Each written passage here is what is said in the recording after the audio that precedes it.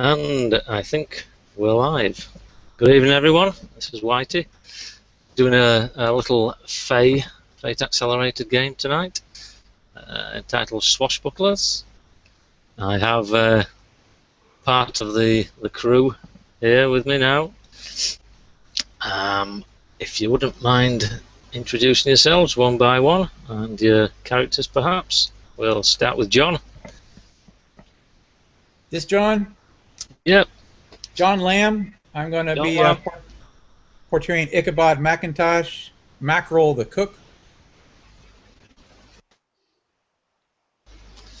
Okie doke. And then we'll go with Caius. I'm Caius, and I'll be playing Captain Swaggering Mick Maloney, the captain of the Sea Witch. It's my job to keep this bunch of swabs in order and geared towards finding treasure and rum and women. Excellent. Ian. How's it going? I'm Ian. You may know me from the channel Fantastic Dimensions on YouTube.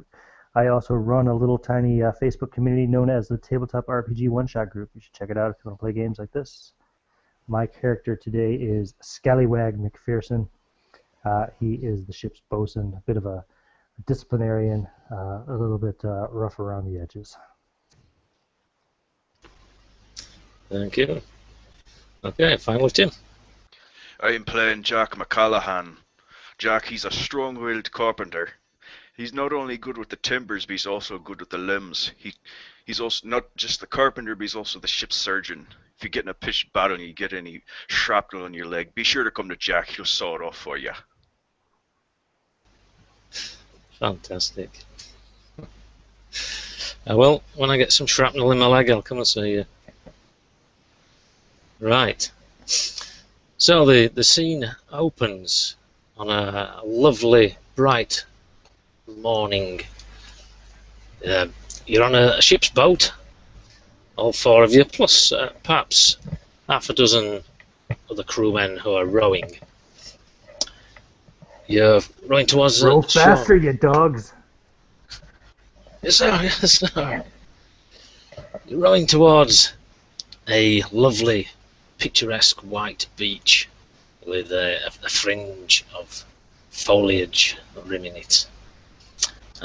Behind you in the bay is your ship. It's looking a bit tattered and weather beaten at the moment.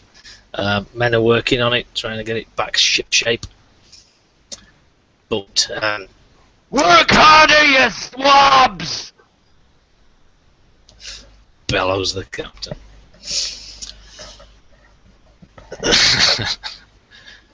Speaking of the captain has a piece of paper about his person. This paper he acquired some time ago, could even be a month ago, in a back tavern in a back alley on Tortuga. He received it from a dying sailor who'd been attacked and was dying, and he, with his dying breath, he told you of the treasure of an island called Skull Island,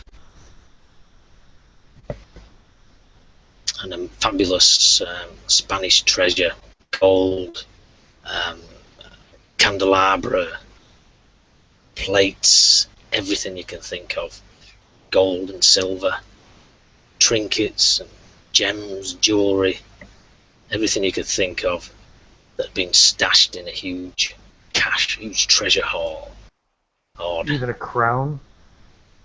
Even a crown. I always wanted a crown. And a tiara. And ballerina shoes.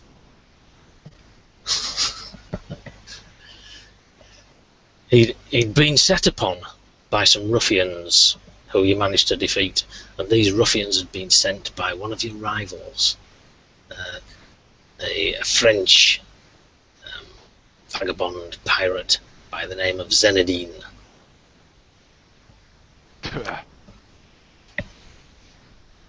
And you knew that Zenadine was heading out here, this way, but he didn't know the true location. So it looks like you've got here first. This bay's just perfect for sheltering your ship against the storm that you've sailed through previously.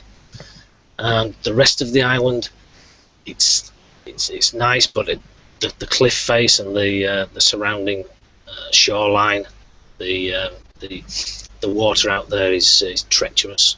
There are sandbanks and all sorts of underwater hazards that would wreck your ship. So that's why this particular cove was marked off on the map. So let's just have a quick recap of what the captain's thinking about, other than his crew working harder. Captain. Well, here we are. Finally made the island. And I've chosen the three of you to accompany me, because each of you has a skill that will be of use on this island. But I have the map. Captain, shouldn't I be focusing on getting the ship back to ship shape? You should be normally, but but what is the pirate ship there for, Jack? To catch fish. That's only a sideline. What's our main line? Cooking fish. Yelling at the Treasure. men and beating them. Good, good. I like your attitude, bosun. I like your attitude, cook. But the reason why I'm the captain and you're down under me is because I know what we're after. And it's treasure. And what pirates need is treasure. And on this island, there's treasure like your grandmothers used to dream of. In the stories of your grandmothers, they tell you of treasures. And they could only imagine they had little brains, those grandmothers. We have big brains of pirates, and we can imagine more treasure than them. Can't we, lads? Arr! Treasure like cinnamon and cloves. Cinnamon. Gold cinnamon! Gold cloves! Oh. Gold tastes terrible. My grandmother was a pig farmer, but I can imagine a fair amount of gold himself.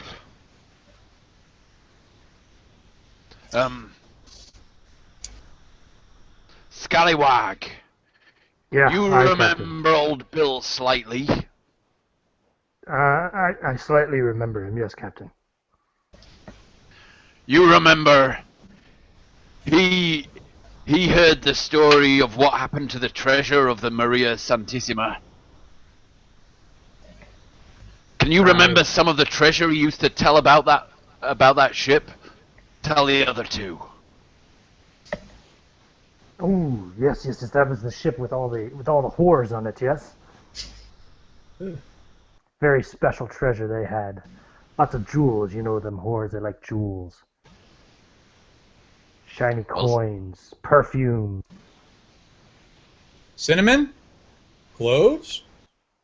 Aye, yes. Cinnamon and clove perfume. Ew. And while they're talking but about... Captain, are you sure this is the right island? It doesn't really look like the one on your map there. Have you been looking at my map? No, sir. I just kind of got a glance over your shoulder there, that's all, sir. That map's for me and for my eyes only. I go and take a few steps away from them and consult the map. We need to be a bit further inland. Follow towards the mountain that's shaped like the skull. Aye, row faster, you dogs. What did I tell you? And I'll slap one of the men with a little cat of nine tails type whip. Ah! Rowing faster, bosun! As they roll faster, and the ship's boat, comes up against the shore. It's a rough jolt, but everyone maintains their feet. However, the captain, having a peg leg, could, if he wishes a fate point, end up splat on his back in the shallow water. Yep, I'll take that drop of dignity, and I'll take a fate point for that. So, with a curse, he's thrown. Beating somebody. Beat the hell out! Oh, I've told him again. You call that a aim land? for The rocky captain's bit. on his arse in the water. You've got his map wet. What were you thinking? I'll just start whipping the hell out of somebody there. Oh yeah, the map's out of your grasp, and you can see it following the tide. So, Oh no, I'm plunging after that. right, no problem there. Such That's dignity. your prime concern. You won't let that go. The men are all apologetic, the rowers, and they're all, oh, sorry sir, captain sir, bosun sir. I jump out of the boat and I go over and grab the captain's elbow and say, oh, I told you with that leg you're going to have to watch a little bit. You don't have quite the sea legs that you used to have, sir. I'm still man enough to captain this ship, but Oh, thank you, Jack. Of course you are. I'll owe you my life, lad, I say, pinching his chin. Not man enough to captain his wife in the bedroom. You know? After I help him up, I go over and grab the front of the rope on the front of the boat and I start hauling it to shore.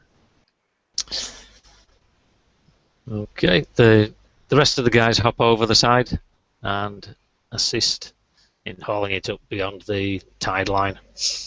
Is it low tide or high tide? It's high tide. Very well. Don't haul it up too far or we'll get stranded. Okay, get some. They've got some spikes, some long, maybe 3-foot spikes that they drive deep into the sand and tie a few roped off. A couple of guys stand next to the boat and look like they're going to be standing duty. The rest of them, like you've got 4 other men apart from yourselves, get their gear together, rucksacks, get their muskets loaded, and they're all looking around, looking up at this tree line. Just beyond the tree line, peeping up above the tree line, you can see the top of a particularly rounded outcropping of rock and 2 sunken cave-like recesses. It looks a long way away. What was the name of this island supposed to be, Captain? Skull Island. Garn. Are those the eyes there? My eyes ain't what they used to be. You tell me, young Ichabod Mackerel, what do you see over there? I see plenty potential for spices. Do I have permission to go search? Spices, now that's something. We got to proceed inland until we come across the smell of nutmeg. Nutmeg. Yes. To season the grog. You lead us to the nutmeg tree. That'll be the first step on our journey, cook. Aye, Captain. He doesn't have any particular skill in finding such things, so he's going to bluff his way and say, straight ahead, I can smell it.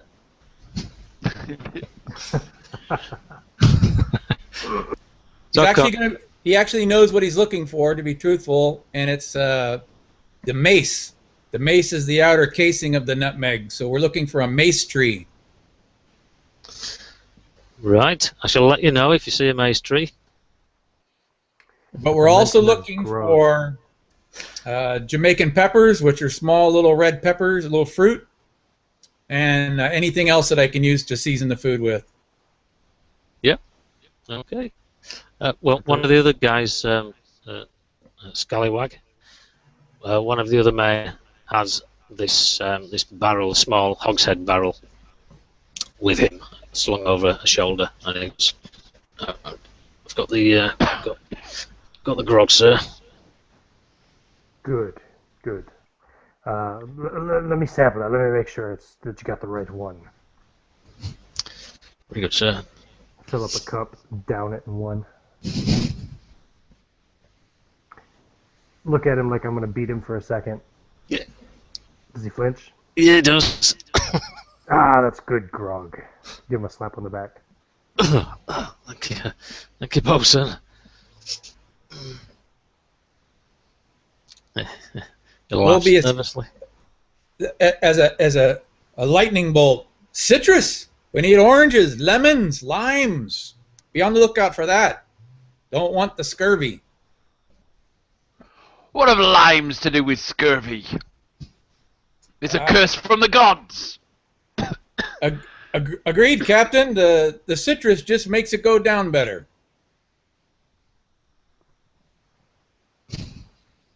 Right, let's press on inland.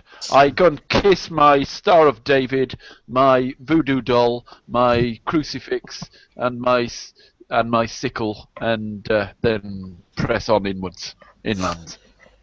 Okay. Remembering what you do from the map, there's a stylized drawing of the skull cliff face itself, and it looks like someone's drawn an eye patch over the left eye socket. The terrain between you and this this outcropping of rock is twofold. There's two ways you can get there, either through a marsh or through the jungle itself. The swampy marsh has a couple of words written on it next to it.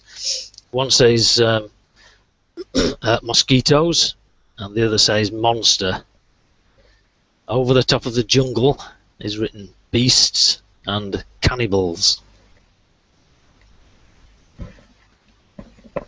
So you have a choice. Was there a third option? Getting the shipwrecked as you come in from the other side. I think there's oranges over this way.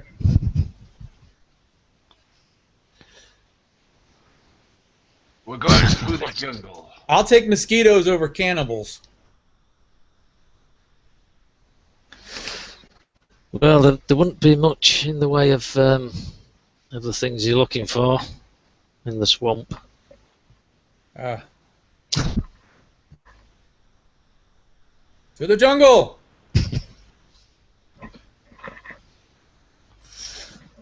Well, Captain, which way are we going, Captain, sir? Vast you bleating cook. I'm the one giving orders here. To the jungle! Damn it. Sorry.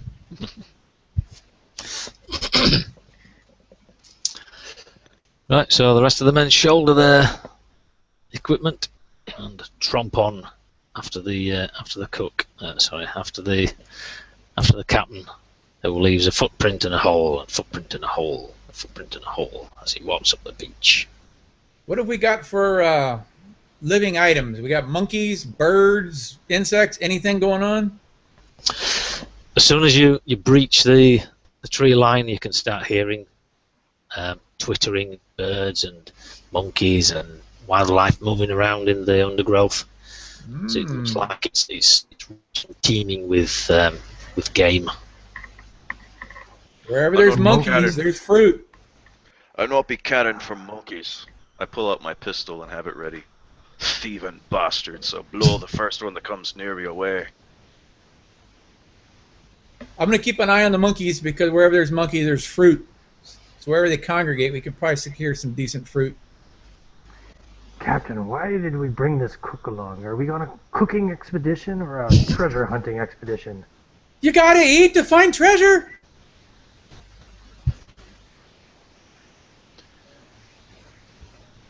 Shoot him if he gets too out of hand.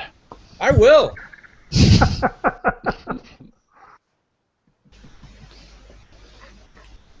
Can never trust a Macintosh. That's why I left. So a couple of the men strip down to their waists and start hacking away with machetes, chopping the way through the jungle ahead of you. Hack, hack, hack. I'll continuously shout words of encouragement and abuse at them. Alright, you can see they've been received some kind of encouragement previously. They've got like wheels and old scars across the backs. About the same size and shape of the bosun's cat o' nine tails. While I they're won't give hacking them any through fresh everything. ones as long as they don't make an ass of it. He'll be looking for other edibles in the process that are stirred up, such as snakes and such. While they're hacking through all the brush. Snakes! The two in front stop. Snakes, he said snakes! Looking around. While they're hacking through all the brush and whatnot, I'm checking the timbers and wood just to see if there's any that we might be able to salvage to help repair the ship as I'm going along. So I'm walking along, rubbing my hand along the trees and whatnot, just examining them. Yep. Yeah, you could possibly use some when you get deeper. You might find some that are more suitable. The ones near the edge don't look as though they're up to much, really. Not the kind of stuff you look. Not the More trees you're saplings. looking for. Yeah, more saplings and stuff. You'd be looking for fallen wood, right? The green wood would be would split. But what do I know? I just cook.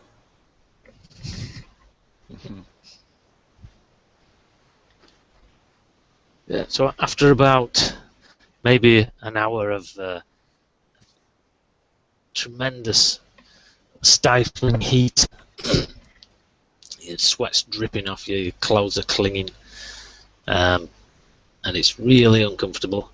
You get to a clearing. You have had an opportunity to see and retrieve perhaps some fruits along the way and various other little bits and pieces that you're looking for. You've not come across the cinnamon tree yet. Nutmeg.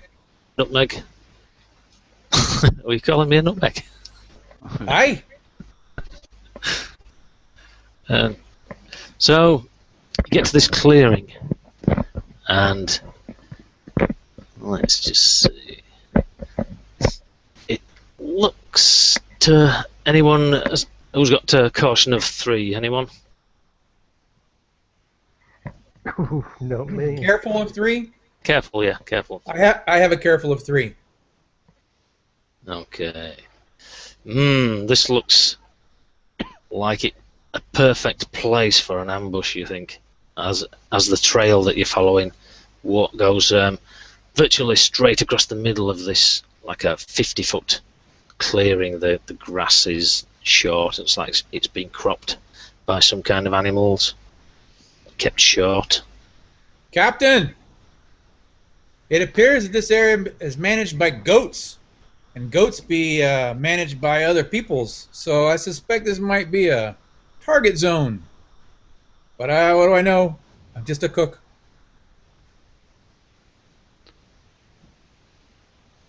You speak well, cook. There could be something in what you say. So I suggest you go first, cook. Of course. That sounds like a great idea. All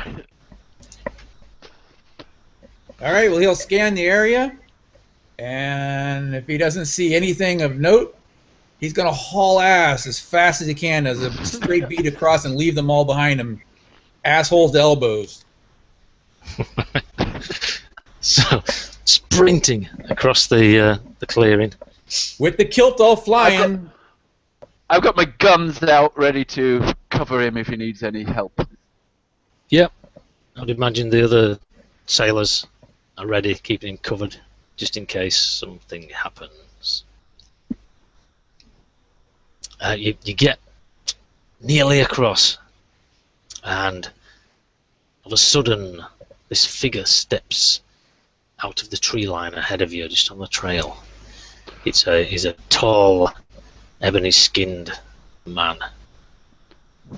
He's strikingly large and muscular, chiseled. Well,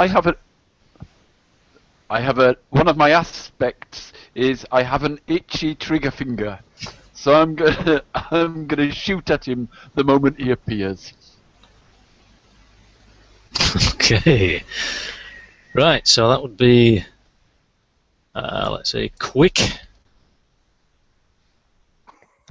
You might want to hit the deck, Cook.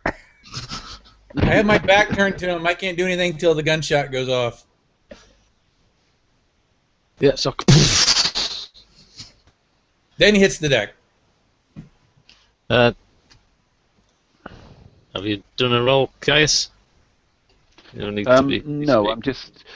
So it's with +2 because is it on quick or what's it on? I was thinking of quick, but unless you think of something else. It kind of depends on how you describe it, yeah. Yeah.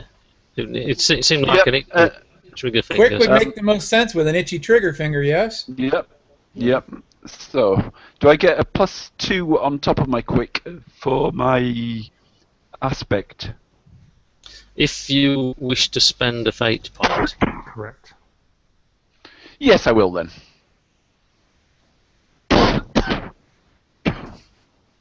No, I'm gonna spend a fate point and re-roll that because I got 4 misses.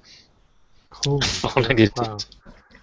So you're spending a second fate point now, yeah. Before we go any further, what is the die that was used to check for a hit? Okay. There's they use the what's called the fudge dice. It's a D6 basically with 2 pluses, 2 negatives, and 2 blanks on the thing, on the faces. If you have a look, if you look on the dice stream or even the fate roller, there's a dice there, a square blue with a white cross in it. Yes. That's the one we're going to use. So if you click the plus. You wait till 4 of them at a time. 4. So you roll 4 at a time, and then you basically sum up the pluses and the negatives, and you get either. Very good. And then you add on your particular approach, and then any aspects you invoke, and also any applicable stunts that may apply. Very good. So what'd you get, guys? My total was 4. That's good enough. The bullet whizzes over the cook's right shoulder and strikes this figure full on the chest, and there's a pang, a ringing of metal upon metal. Spark flies off, and the man grunts and steps back. Metal. He's still standing though. Yeah, he's still standing. What are you waiting for, dogs? Shoot the bastard! The cook will carefully portray a crab and dig as far as he can into the sand. But yeah, okay, they raise the rifles then. They were lowering them, but they raise the rifles, and there's a volley of musket fire that whizzes off and takes out a bit of foliage, depending on what we're all. Wow. Is that 4 blanks? That's 4 blanks, yeah, I've never seen that before. Let's take an image of that. Worthless pieces of crap. But they were all firing together, and firing as a group, each assists the other one. So like that would be three were firing, sorry, 4 firing, so they get a +3, which is a hit. So there is another yelp as this figure steps back beyond the tree line, forced back perhaps. There's another ringing of lead upon some kind of metal, and as this figure disappears, you do have the image that I was about to describe before he was rudely interrupted. He was a large man. He was a large man, and he had this weird headdress on. It was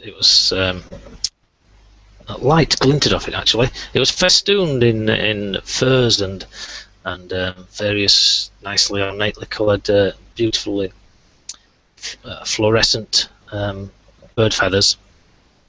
About his neck, lying upon his broad chest, were a series of necklaces which comprised of rings of metal, gold and silver, interspersed upon his broad chest. And in his right hand, just hanging loosely, was this weird-looking club. It had a long, maybe a 3-foot haft. It looked like it was metal, with the handle sort of bound round with some kind of leather. It was decorated again, but the end of it was more of a 3-pronged mace, or in fact it actually resembled a cross, an inverted cross. But he's gone now. He's stepped back out of the way. The grass of his grass skirt rustling and shaking in the breeze as he. So he was the as he quest stepped. NPC, right? We just drove away. Did you see all that gold and silver he has adorned with, Captain? Fair amount of treasure there. Aye, we're on the right track. Mackerel takes his opportunity, jumps up out of the sand, and heads for the nearest tree as close to where that man disappeared to. Get some cover. Right. Okay, a number of arrows come whistling out of the undergrowth in your direction. Fantastic. Do we see where they're coming from, or no? You can, because they've been aimed at all of you. They're coming from the trees themselves, basically. So I'll just make one roll. Yeah. Oops. Does that roll all blanks again? That's weird. I don't think it rolled. Oh, I know what I did. I didn't put my settings on clear all. It's clicked on clear all. There we go. My bad.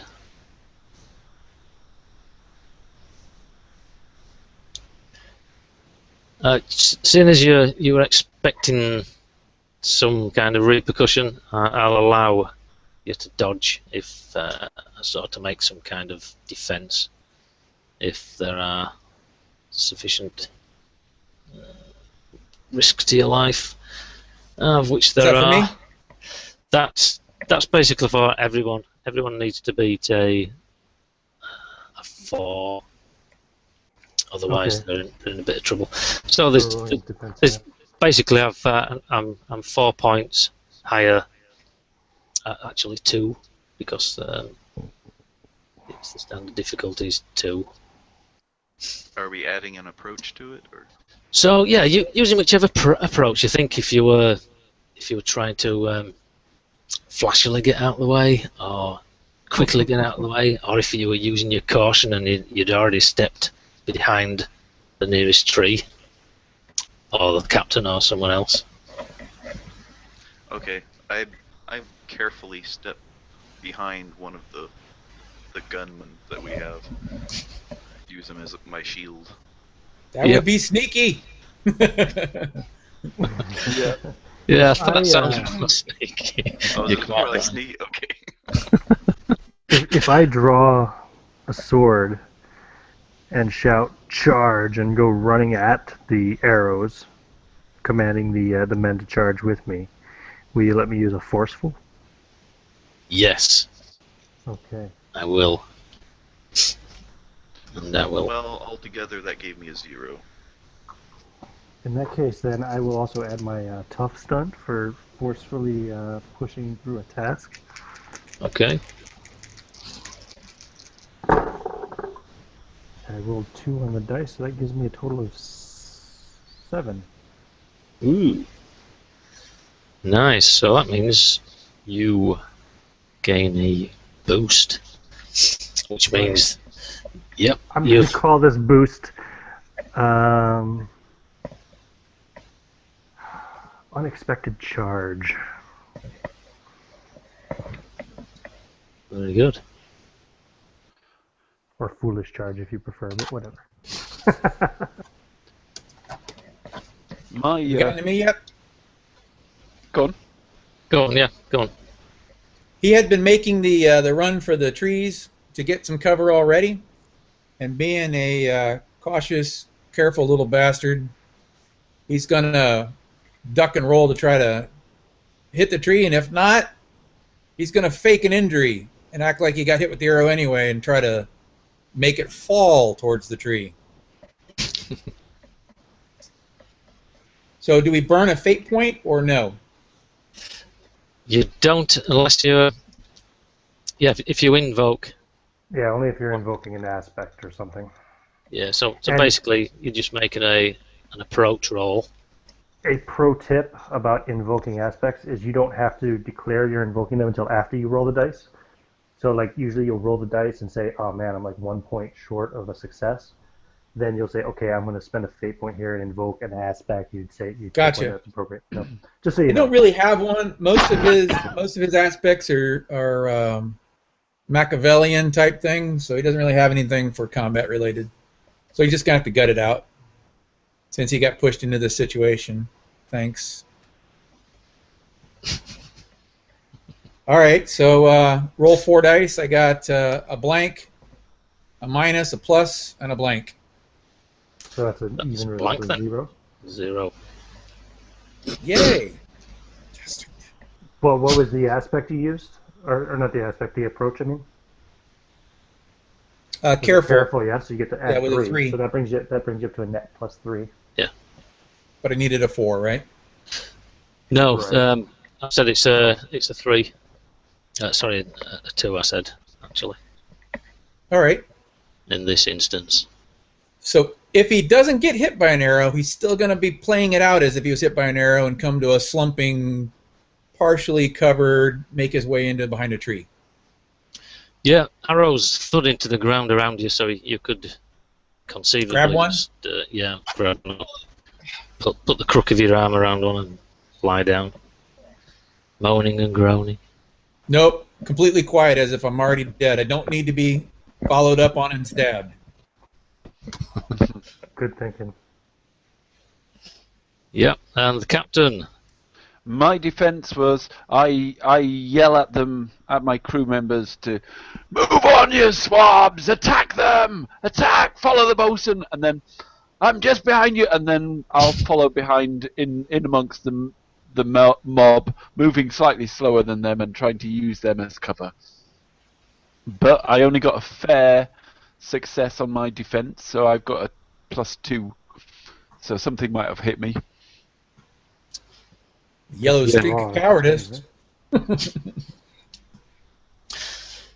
Yes, a couple of well-placed shots take down the man immediately in front of you, and then the other one plants itself in your chest for that's a 2-point hit, so it would mean marking off your 2 stress box. Yeah, I'll just take that as stress. Mhm. It Yeah, because it doesn't actually damage me, but it stresses me. Yeah. That's the thing. On your character sheets, you have what's called stress. There's 3 levels of stress usually, and if you get injured, i.e. the task value is 1, 2, or 3 higher than what you needed or what you rolled, then that's classed as damage, and you can either mark off a stress box of the equivalent value, or you can use one of your what are they called? Consequences. Consequences. Yes, thank you, Captain. That's what you're there for.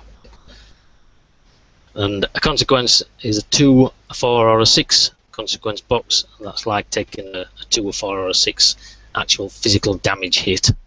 The stress boxes are just as the captain was saying. They're just affecting you slightly physically or mentally for that scene. When the scene ends, you recover all your stress boxes. So it's just superficial damage he's taken thus far. It looks like it might have been a bad hit, but it's probably just stuck in his in some of his belt, so I just gone through the loose clothing. How did our surgeon fare? I came out 0. So, is that including your? Yeah, everything. I rolled a couple of minuses.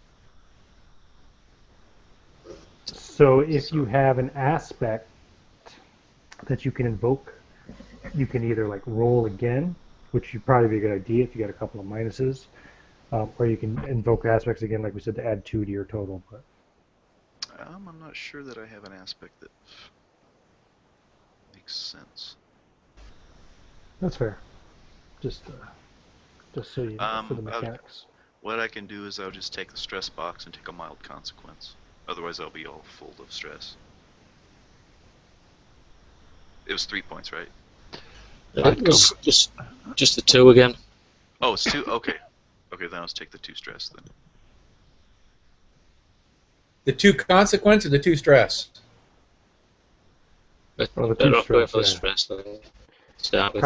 Consequences are best to use, like for your last resort. I Yeah. thought it was 3 points, so that's why.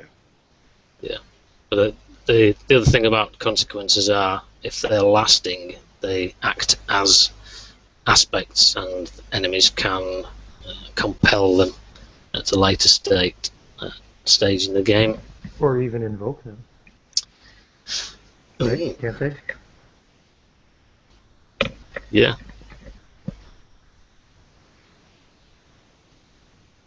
Yeah, so they can use them against you.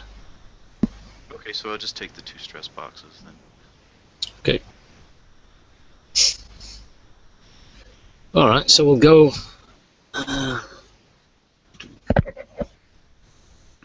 You lot fired, they return the fire, so let's go back with Cook, seeing as he's in the closest position, but he appears to be dead. So unless you want to do anything, Cook, we'll move on. He's going to utilize his being very careful with his 3, and he has sleight of hand as a stunt. So keeping the hand completely under his body, he's going to pull out his rather sharp knife that's been honed and razor sharpened for 45 years, and he's going to have it at the ready underneath, so that if anybody approaches, he can whip out and do some damage. Ah, the old Celtic grudge knife. A dirk. Good. And as we're doing it in the you get to select who you'd like to go next. Ah, cool. Okay. Either your other men or the enemies. Yep. So, Cook, who would you like to go next? I'm going to have the bosun, which would make sense. I'll have the bosun react first, so that he can drive the people or inspire them to action. Okay. Can I see any of these savages that are hiding in the trees. Ooh, well, that would be. What I'm gonna roll? make a roll to see if I see them. I've just seen if you probably will because they're like they're born and raised in this terrain. Yeah, So, I'm fine if I can't see them. I just thought I'd ask just in case. So. yeah, you could perhaps make a roll if you wanted to see. I'm just having a look which particular aspect. Yeah, Which I particular don't think I can see them. Well, I guess I'd be careful, wouldn't it, to be looking out for them? I mean, it's Clever, I would think, right? or clever. Yeah. Okay. So if it's clever, I get a +1 for my approach, which puts me at a net -1 because I rolled -2 on the dice. So I don't think I see them. No. No, Hell, you don't even see me. you can't So- see anyone. Oh, Yeah. do I not see the cook either? No. Um, I thought I He's saw him go dead. down with a no, arrow, you yeah. you can't see him. He's disappeared out of sight. Oh, I can't see him. The grass Damn. around underneath a flurry of arrows. Well, you were looking around at the woods anyway, so your attention isn't really That's fair. directed in that way. cloud In of that case, gunsmoke. then, yeah, That's the I other will. point.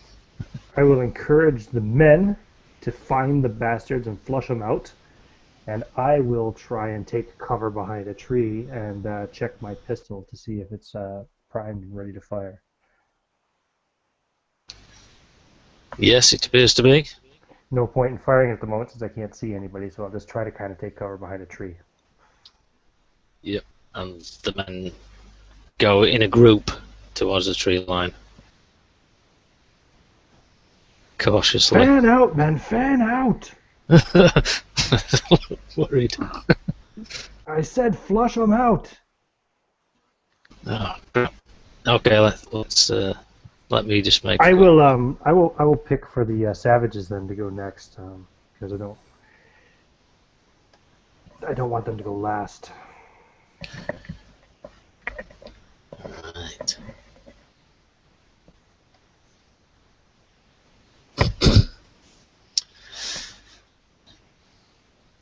Okay, so the savages.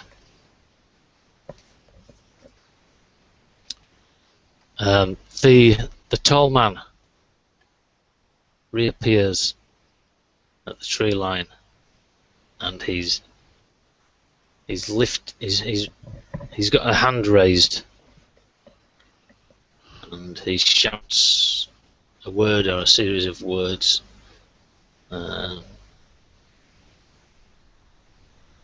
He looks quickly upon his notes.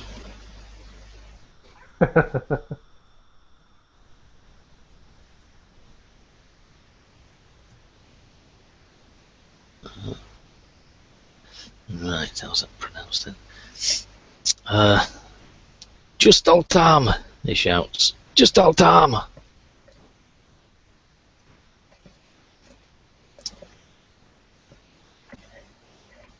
And holds a hand up towards you. Right. Who do the savages pick to go next? Savages will pick the captain.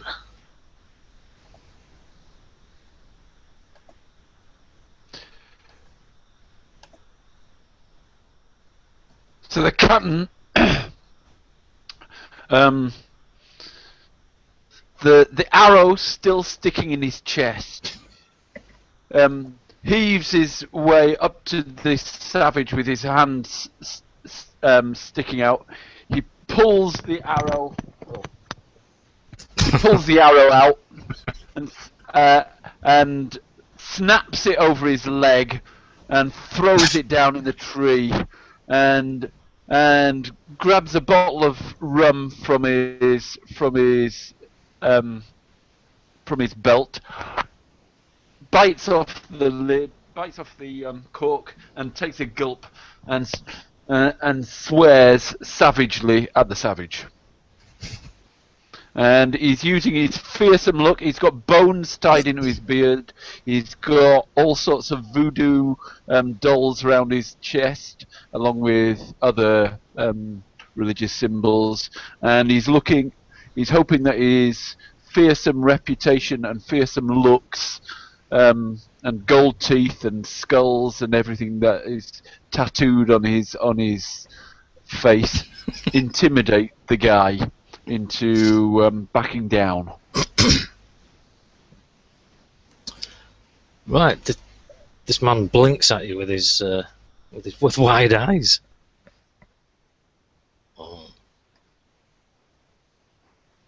And he sort of looks over his left shoulder and shouts that word again. Just tell Tom. And he's sort of looks like he's waiting for something, but he's certainly impressed by your appearance. Now you're close to him. You can. Oh, the fight's over basically. Okay. Just so that you guys know, a mechanical interesting thing for future reference, since the Carpenter was the last to act, he would have gone last, but then the person who acts last in the round then gets to choose who goes first in the next round. Just a little interesting thing about initiative strategy in this system, so in this particular initiative system anyway. That's clever. Mm-hmm. Not that it matters if the combat's over, but just for future. Before it goes any further, if no one's taken notice of the cook, he'll continue to pull himself into the cover of the bush and see if he can get a better view of what's going on without making himself obvious.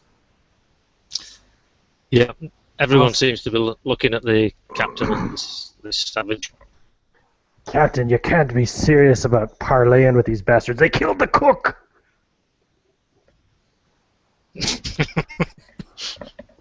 You're only sore because he did it before you did. Nobody kills our cook but me.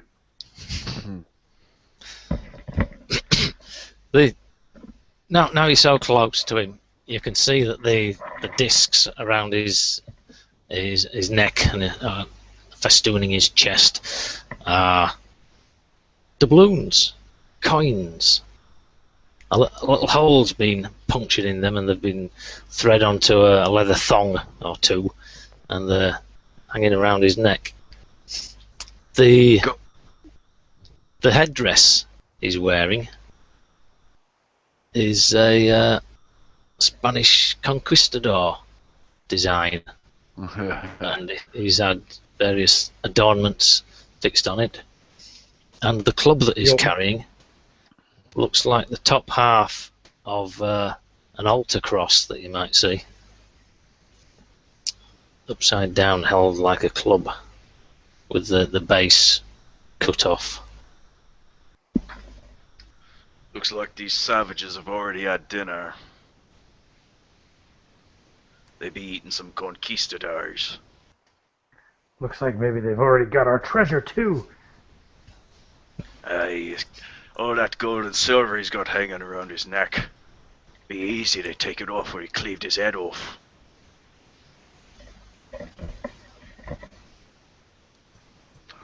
Deserve it too. Well, They killed the cook.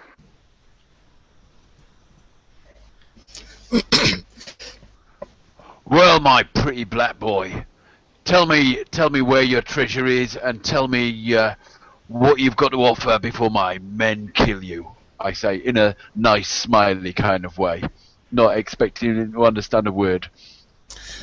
And he steps to one side and gestures down and says, "Just tell Tom." And this scrawny white fella with a huge grey beard, matted hair, and matted and torn and tattered clothing is standing there, and he looks up at you and blinks a couple of times. "I'm just old Tom," he says. Old Tom, how long have you been on this island? 50 years to the day. Or so. Give or take a few years. And be you wanting to get off? Ooh, where would I go? Well, I have a home here. I've got a wife and kids and goats. I'll nudge the carpenter in the ribs and say, What man doesn't want to get off, right?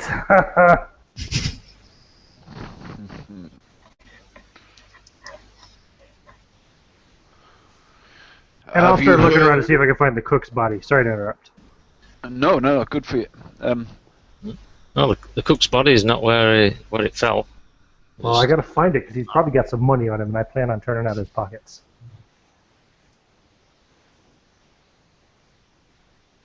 I'm cautiously making my way through the brush, staying out of view.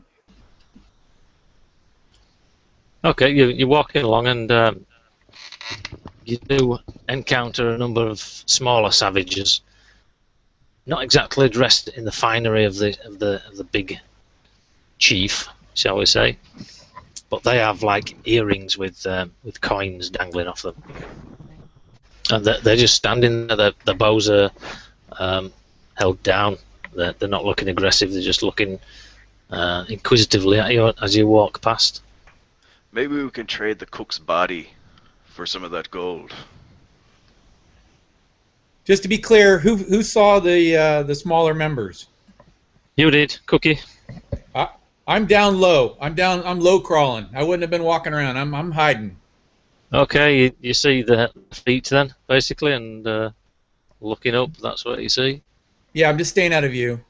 Right. Let them think what they want. I'm Okay. being the sneaky bastard that I am.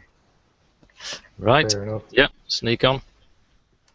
The cook's body, you say? You think they're Mayhaps these cannibals, mayhaps these cannibals might like to have that. We have no use for a dead body. Trade the body for the old gold. Scotsman's probably tough as nails anyway, but I wouldn't eat him. Probably poison you. Good, poison him and we can go take all the gold. Ah, yeah, it's a good idea. Help me find his body. It's got to be around here somewhere. I swear I saw him fall right here. Look. Are they within range that the cook can hear all this? I would say so. I'm They're not totally being- fine with it if he does. They're not whispering. All right, he'll stand up. I'm over here. Okay. I found nutmeg.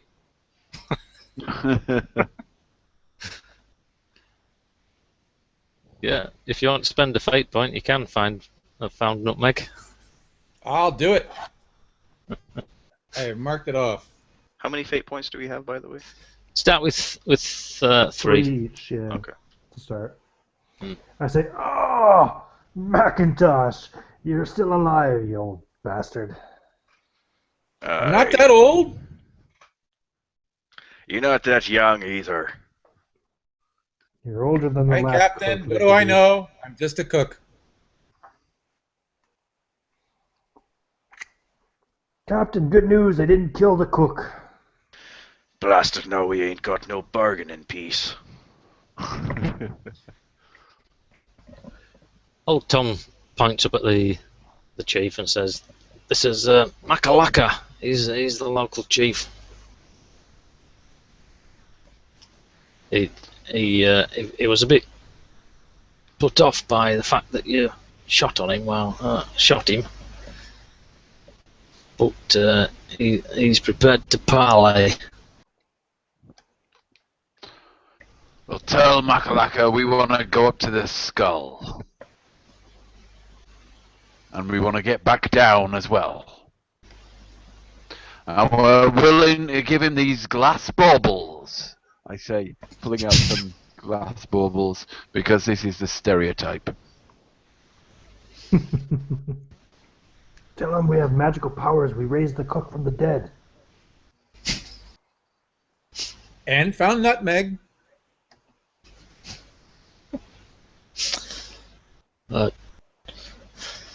Old Tom relays this information and then says, "Yeah, Makalaka says you can go up to the skull if you want. He's not going to stop you. What be you searching up there for?"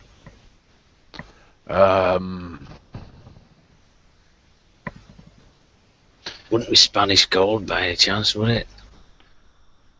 Nutmeg, You look- cinnamon, and clove. We're looking for spices, but if we find Spanish gold, we'll be happy. Oh, plenty of spices up It's there's some really good nutmeg and cinnamon. Yeah, everything you could think of. And the Spanish gold? I think there may be some left. I don't think they took it all. Who? I see Makalaka's tribe have been collecting some. What do you Yeah, see they've got. They've got. It's all over the village.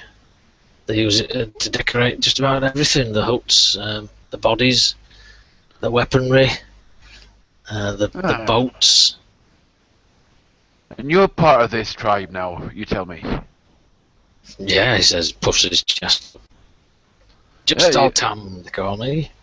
You must be quite a few of you in the tribe then. I know. Not as many as there were. Oh, that's bad. Why? What happened? A tribe from over the mountain came down, wiped out a lot of us. I managed to get away and hide, but they killed some men and took away Makalaka's daughter. Oh, so there can't be that many left in the tribe then. How many would you say there are? Oh, stats counting his fingers. I'm saying Japan jingle. About a dozen. Baker's About a dozen. dozen. A baker's dozen. Yeah. Well, old Tom, Captain, that'd be 20. it's been a pleasure talking to you again.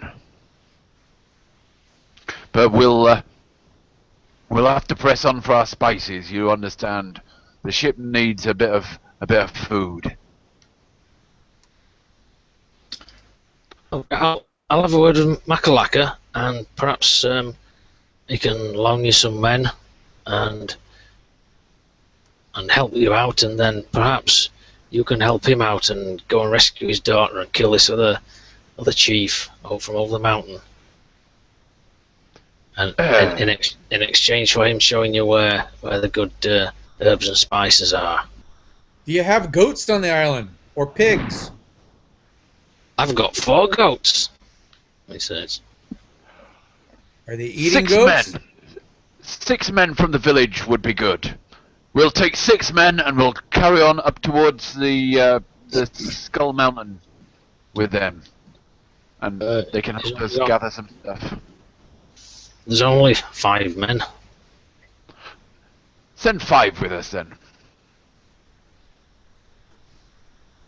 Okay.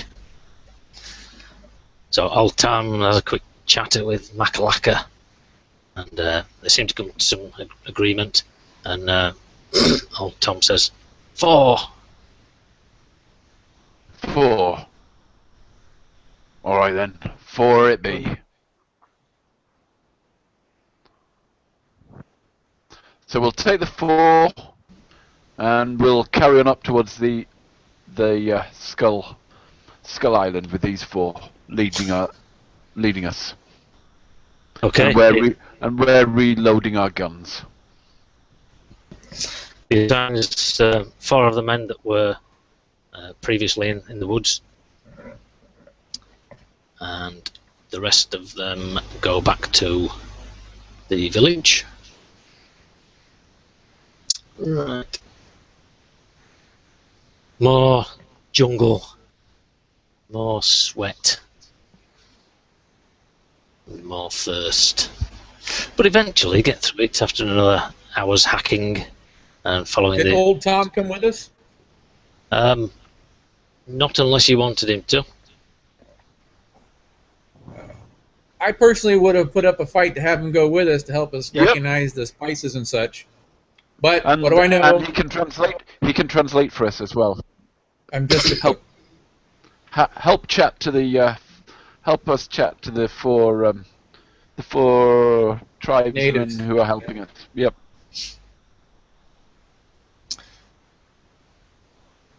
Yep, okay. Just old Tom will go with you. And the He's huffing and puffing, and he's definitely not used to marching around in the jungles. In fact, he's probably slowing you down. He stops every 20, 30 yards, leans against the tree. How many of our own men are still alive with us? 3. Only 3. So there's the 4 of us, 3 of our men, and then we got these 4 tribesmen and just old Tom. Yeah. Yeah. Let's say that the guy who got taken out, just to complicate things, he's not dead, but he's injured. So you can either send him back or have him with you. How badly injured is he? He's limping. Is he still useful in the fight? I can still shoot, sir. Bosun, sir. Keep him with us then. is he popular with the men?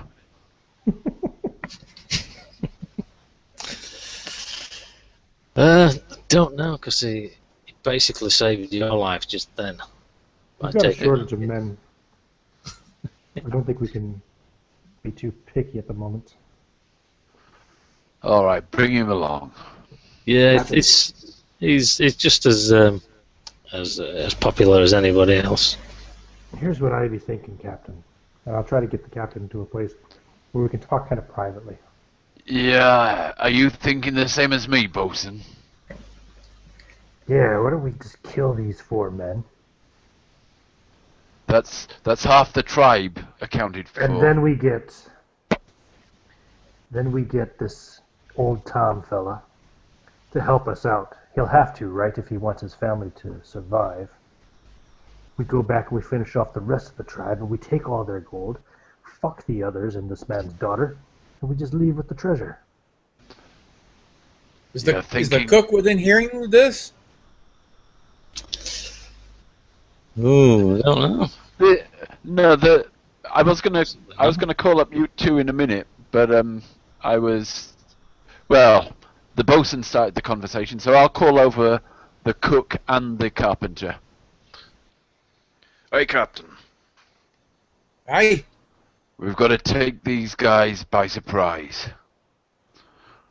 That village back there. Did you see the amount of gold in that village? That's gonna be ours. Haven't I always promised you loot, Jack? Aye. Haven't I always promised you spices? Ichabod. Aye, Captain. Well, Right, every isn't spices. it about time he starts fulfilling some of those promises, men? I try to say encouragingly. Yeah, aye. How about we kill them after they show us where the spices are? Or while they're showing them. Once we find them, then... Yeah, that's a good idea, Cook. You're a crafty one.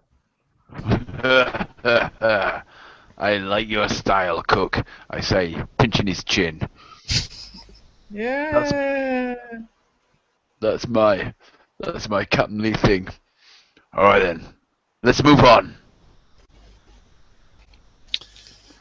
Okay, the jungle gets thinner and less oppressive, and you start to see some of the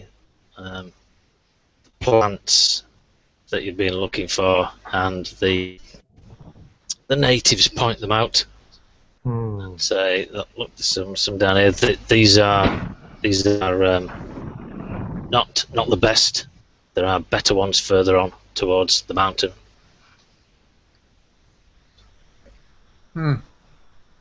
How's old Tom doing? Idea.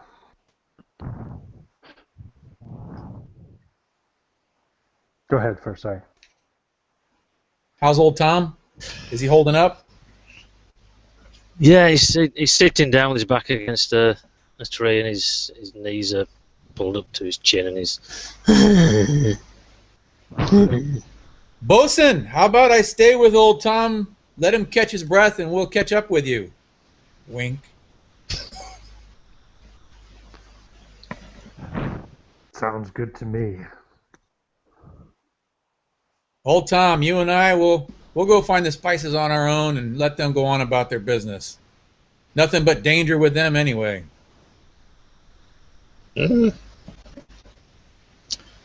Yeah, spices. And citrus. You could show me where the citrus is as well. Oh, we have citrus trees. Oranges, lemons, limes. Back in the village, yes. Very well. Anything else out here you can show me that you haven't shown me already?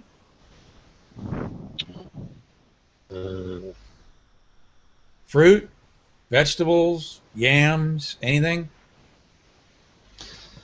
Yeah, I'll show you all those. Write me a list, and we'll tick them off as we go along.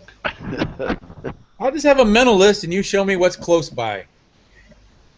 Right, yams. He points over and heads off in that direction. All right. The rest. Go ahead. Yeah. No, sorry. You go. I'm going to keep my knife in hand under wraps, and we'll wait until he finds some products, and then we'll deal with him. Very good. And the rest of you? Following behind me, Captain. Right. Is this the point where the deed is going to be done? Yep. As soon as we're out of sight, I'm slitting his throat. Wait, you're gonna kill just old Tom? Yep. He's dead. He was supposed to be kept alive. Nope. Damn it, Cook. I'm just a cook. With regards to these other four men, what I was thinking, as much as it pains me, I'd imagine they'd have like little to no tolerance to alcohol, right? So perhaps we should introduce them to a bit of grog before we do them in. Tell them it's a ritual that we have to do before we go off into battle. If they understand what we're saying at all. They can't, but we can gesture. We can. They'll get the hint. We'll have a little drink, and then we'll get them to take bigger drinks. It's an old trick. You know, you put just a wee bit in your cup, and then you put a big cup in front of them every time, and it's sure to get them drunk. Sounds sneaky. You need any rolls on my part to dispatch with Tom? I don't think so. He's an weak old man. You're not going to hurt my feelings. Misdirected. He's looking away from you, and you can draw your sharpened, honed, for 45 years honed knife across his scrawny neck. Sweet. Has he got anything on him? I'm certain he never thought he'd meet his end by betrayal from a cook. He'd have various little trinkets underneath his tattered clothing. Some of the coins as well, festooned about him. Nothing really extravagant. I'll stuff him in a tree or in some bushes or something, cover him up, and make back with the rest of the group. Right. Meanwhile, Hey, back at the group. The jungle's got to eat. Yeah, who's doing the sign language to teach these natives the? The captain will be impressing them with his. He'll get out little shrunken skulls for drinking glasses. And be passing around the rum. All right, they understand the implications of this, and they'll join in wholeheartedly. It would appear that, from what old Tom's been chatting with them, that I'll make sure to pour the glasses. I'll make sure to pour the glasses really liberally when they're drinking, and when I'm drinking, but everyone else gets a small portion because I don't want anybody else in the crew being drunk except maybe me. Yeah, okay, then you can have a fate point for that. Thanks. So, incidentally, if anyone else comes up with anything whereby they want to compel some kind of trouble or whatever, or other aspect, just give me a shout, because I'm finding it difficult to keep up track with all your stuff. And anyway, let's get on with it. So they'll drink as long as you keep filling their cups. They'll keep drinking. They seem quite happy. They seem trusting of you. Does the cook make his way back yet? Yeah, they've After got a couple of cups worth, and after the captain's had his say, we'll bring Cookie back in. Are they getting drunk after a couple of drinks? Yeah, they're laughing and grinning inanely at each other. And you lot. Are you making the sign to me there, Captain? Are you? I'll. You giving me the signal? Yes. Okay. Pour another big cup and drink it down. And then I'll drop my pistol and shoot one of the guys in the face. Oh. Itchy fingers will. And that's noisy as well. But he's Too done late. it already. I'm drunk. Hey, it's a good roll. So let's see. If I'm close enough, I will slit another throat. I'll just run one through with a cutlass. But anyway, Ian, you go first. Because Yeah. it's kind of a surprise attack, I'm going to disadvantage myself by saying it's probably going to be quick and not forceful. Yeah. So, let's see here. Yeah, so anyway, I got 2 on the dice and then +2 for my quick. So it's a total of +4. That's fair enough. So yeah, you point your pistol at him and squeeze the trigger. The flintlock action flicks down, ignites the powder. Yes, a big red hole appears in his face, and the back of his head. Since I went first in the initiative, will I get to choose the next person? Yeah. Okay, we'll let the carpenter go next because he never got to act in the last combat. Well, as soon as he pulls out his flintlock and a big puff of smoke comes out, I immediately pull my hammer out and I forcefully try to cave in the skull of one of them, the nearest. Yeah, they're totally by surprise, taken totally by surprise. So it's really easy. You just need let's see, a 1 or higher. Oh, okay. I'll have a +3 from forceful. Yeah. Do I add that? Okay. Yeah. So that's a 4. Okay. Same again. So we're going directly down. How were you taking him out? Just to say, sorry to interrupt, but since he beat it by 3, can he create some kind of a boost or an aspect or something? He could do, but I'm guessing that everyone's going to be dead.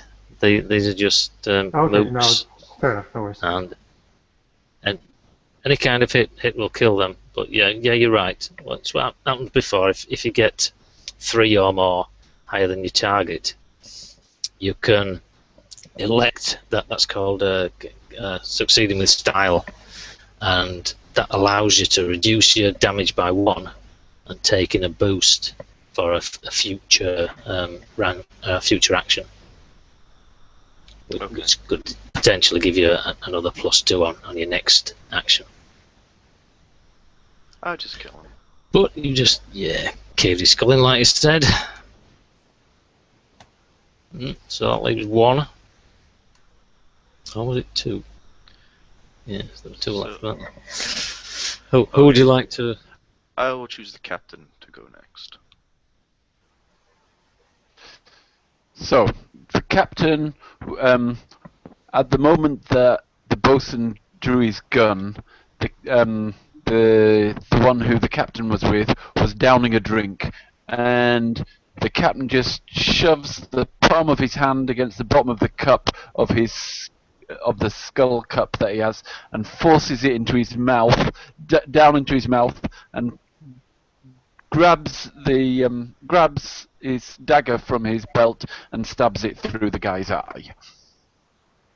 Okay. Left eye or right eye? Left.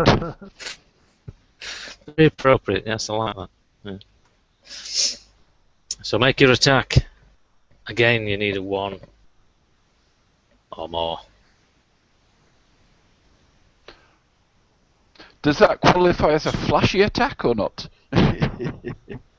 Or would it have to be? No, I think that'd be pretty fast. flashy. that's yeah. Sounds flashy to me. Or forceful. Flash. So, superb. +5. Right. So, as you say, cup in the mouth, dagger in the eye, in the left eye. Yep, and this man dies before you, murdered. And the last one. Would you like the cookie to go next? He's just Yep. The cook finally arrives on the scene. Seeing all the mayhem, reaches around, slits the other one's throat, catches his cup, sips it, and says, "I found yams." That would still require a quick roll. You're needing You got it. 1 or more, 1 or higher. In fact, yeah. A plus, a minus, a plus, and a blank.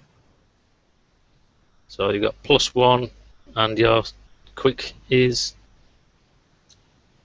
The quick or the sneaky? ooh, I was behind him, so I'm thinking sneaky. Sneaky and sleight of hand, maybe? The sleight of hand for catching the cup. Yeah. So what was your sneaky? The fact that I'm slitting his throat from behind. What plus did you get for it? Oh, I'm sorry, +2, so that'd be a 3. All right, fair enough. As you describe, then you can go in there, in behind him, quick slit of the throat as you practice that, and rightly enough, you catch the cup as his dead fingers release. It slips down, and you catch it and have a sip.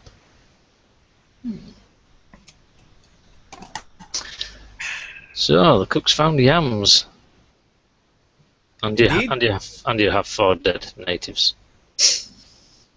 And there's a rumbling noise, as if from far away, and it echoes up across the treetops of the jungle to the position where you are on the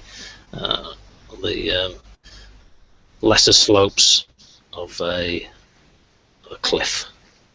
Does it sound like cannon fire? I'm sorry. It does indeed, yes. I'll grab a trailing liana and pull myself up onto a tree to see if I can see from there what's going on down in the bay. I'll get out my telescope and hold it to my one good eye and try and focus on the bay and see what's going on. Yeah, okay. You get the blurred vision first, and as you're zooming it in and twirling and focusing, you can see your ship. Are there clouds of smoke around my ship? Have we been firing? Yes, and there seems to be quite a lot of activity on the deck, and people on board are gesturing out towards the entrance of the bay, and following the direction they're pointing, you can see another ship comes into view. And Son of a bitch. recognize the the flag. That It's French Xanadu. bastard. Yes, it is indeed. Oh, that Dutch-built slab-sided herring bus of a Frenchman has found us. This is terrible. They're going to take all our spices.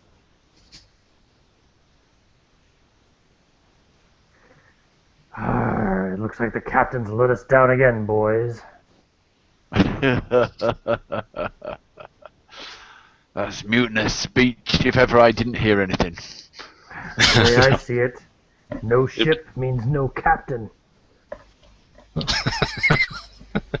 You're probably out of earshot unless the bosun's raised his voice. Oh no. I'm saying it loud enough for the captain to hear me. Okay.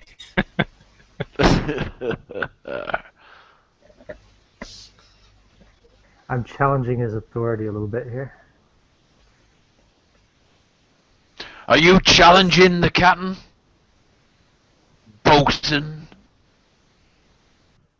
You think because I've only got one leg, I'm not man enough to face you down? And it's a sturdy leg it is. I'm not questioning your handiwork, Sergeant. I'm merely questioning the captain's judgment. Look.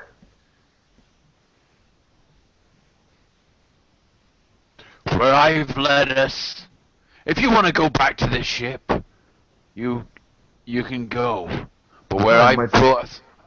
Might be able to get there just in time to watch it sink. I say we move forward and get the gold. Let's get the gold. That's what we're here for. That's what we're about. Alright, we'll If they settle sink this our ship, later. we'll just take the French ship. But what do I know? I'm just the cook. We'll settle this later, Mick.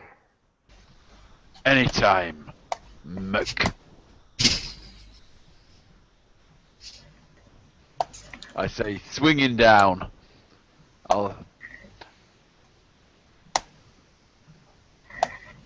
Okay, so next step is what? To go back to the village and kill the rest of these poor bastard tribespeople and take all their gold, yeah? But what about the spices? I'll say to the cook, I'll say, where's just old Tom? He's wetting the jungle a little bit in the back there. Wetting the jungle? With his blood. Oh, I thought you meant he was emptying his bladder. He might have done that too. I thought we were going to use him to help us take out the rest of the tribespeople. That old bastard was so slow he wasn't worth picking up a stick. Well, let's go. It's going to be bloody work. Do you have a plan, Captain?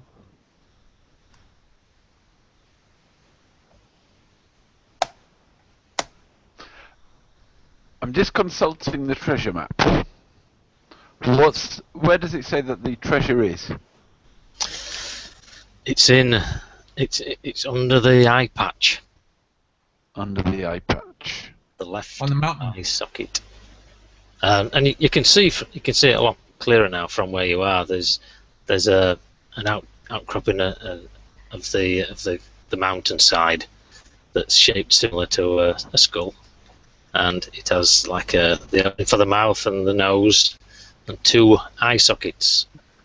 And there looks like to be some kind of cliff, narrow path leading up to it. And how long would it take to get up there? About an hour. Then we'll press on up to the cave and check to see how much treasure there is left there. That's good, because the good spices were up that way. Yeah, Lead on, bosun. After about half an hour, you get to the better quality spices. So you can And citrus? a bit of time. Not so much. No, the citrus trees were more around the village where they were cultivating them. We'll get those later. I'll lay the lash to one of the men and tell the men to take the lead. Right. Yeah, it's a narrow ledge of a trail that leads up the side of the mountain to where the eye socket is. It's only narrow enough. You can only get one person at a time along it. Being careful, it's easy enough. Perhaps slip, stumble once or twice as you get up there. Oh, but you see, but why is the rum gone? I've had a bit too much to drink. True. I think I might have a little bit of trouble navigating that narrow path. Yep. You'll be fine. I think you'll be fine. Just walk where I walk. Oh, you're gonna go in front of me now? Grog are you, is Captain? No, Grog's I'm going 50% behind water. you. You're fine. And just as we, how long a drop is it? You bastard. It's a long enough drop to be to have your head dashed out on the rocks. Okay, Bottom. I'd like to invoke It's a terminal an drop. aspect. Yeah. I'll invoke an aspect of the bosun's drunkenness, Compelling it, basically, I think, right? compelling it. So basically, you That- have to offer me, if I'm correct on this, right, Wade, he has to offer me a fate point, Yes. Yep. and then A fate I can point. take the fate point and take a tumble, or I have to buy the fate point. I have to give him a fate point, don't I? Or do I give it Yeah. to you Yeah, you have to give it to him. to not take the tumble? So he's taunting him. So just for clarification, GM, if I take the fate point, does that mean I just fall the distance, or does that mean I make a roll to fall to not fall, or what? What's the stake here? It's going to. It's not necessarily instantaneous resolution. It's you're taking the fate point Sure. because Sounds like a good time. It's complicating your I'll take that fate point. character, complicating your life. So I think we're going to make a roll anyway. I'll take that fate Says point. it's It's so- 5 now. It's so terminal. Is this drop? Before it goes too much further, Mm. the cook keeps an eye on the bosun all the time, whether to stab him in the back or to pick him up from being drunk. That's just his thing. He's overly cautious, quite sneaky and such like that.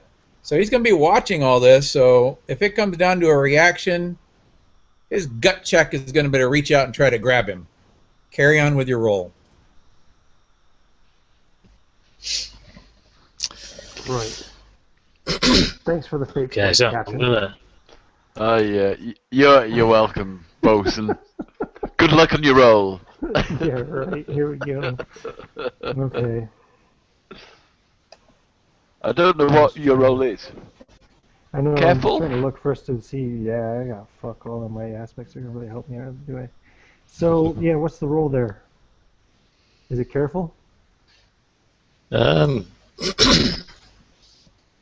Yeah, you're being as careful as you possibly can. Is he naturally careful? He's not naturally. He's forceful, isn't No. My careful is 0. he? Yeah. So But I am. Right. Here we go. Okay, so that's a net 0. Right.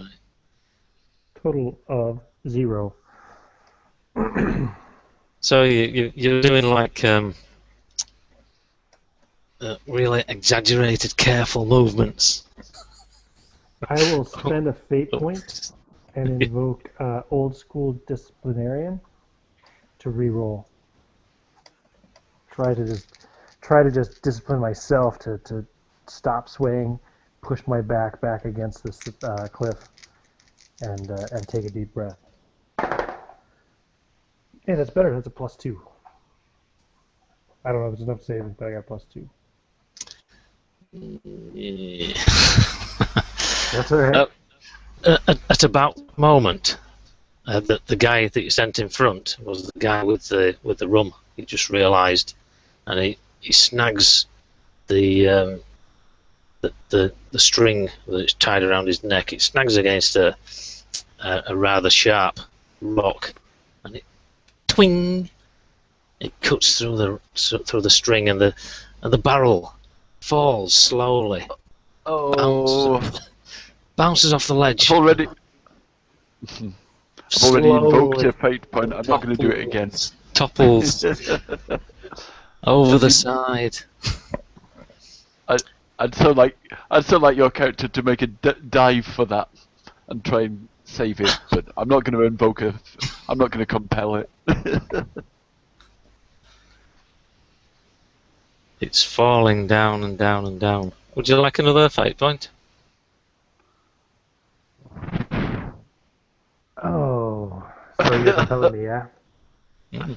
So I either take a fate point and dive for the rum, Yeah. or Yeah, you I can- give yeah. you a fate point and don't die for the rum. Yeah. This hurts so much. You can have a fate point and I won't die for the rum. Right.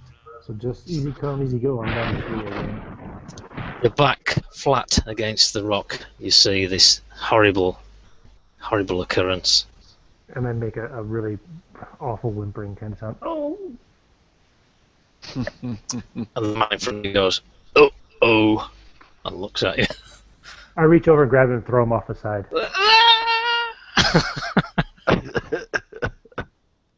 I'm just laughing at the back.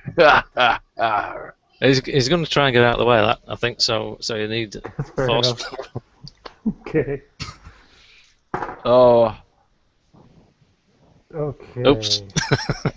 Okay. So I get +3 for forceful though, so I'm at 2.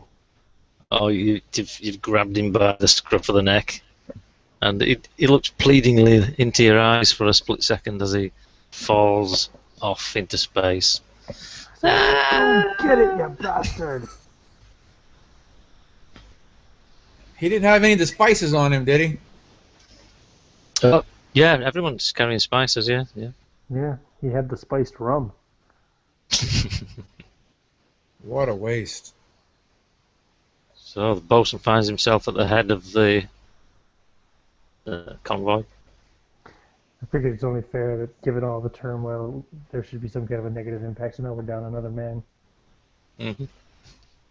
and some spices, but you know.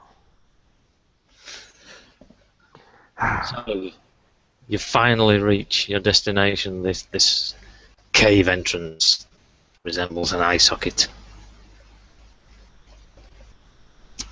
There's signs of human habitation from a long time ago, and there are old rotted timber chests, wall hangings, curtains, that sort of thing lying around, and a couple of the chests still possess gems and jewellery spilling out over the sides. Perhaps dollar signs or doubloon signs spin around in your eyes when you see these. I kind of lost the heart for treasure, but I'll half-heartedly start putting some in a pouch or something. There's some kegs over in one corner that look surprisingly. No, that's where I'm going. As you get closer, you see the marked gunpowder. Ooh, it packs a nasty kick, but it'll fuck you up, all right.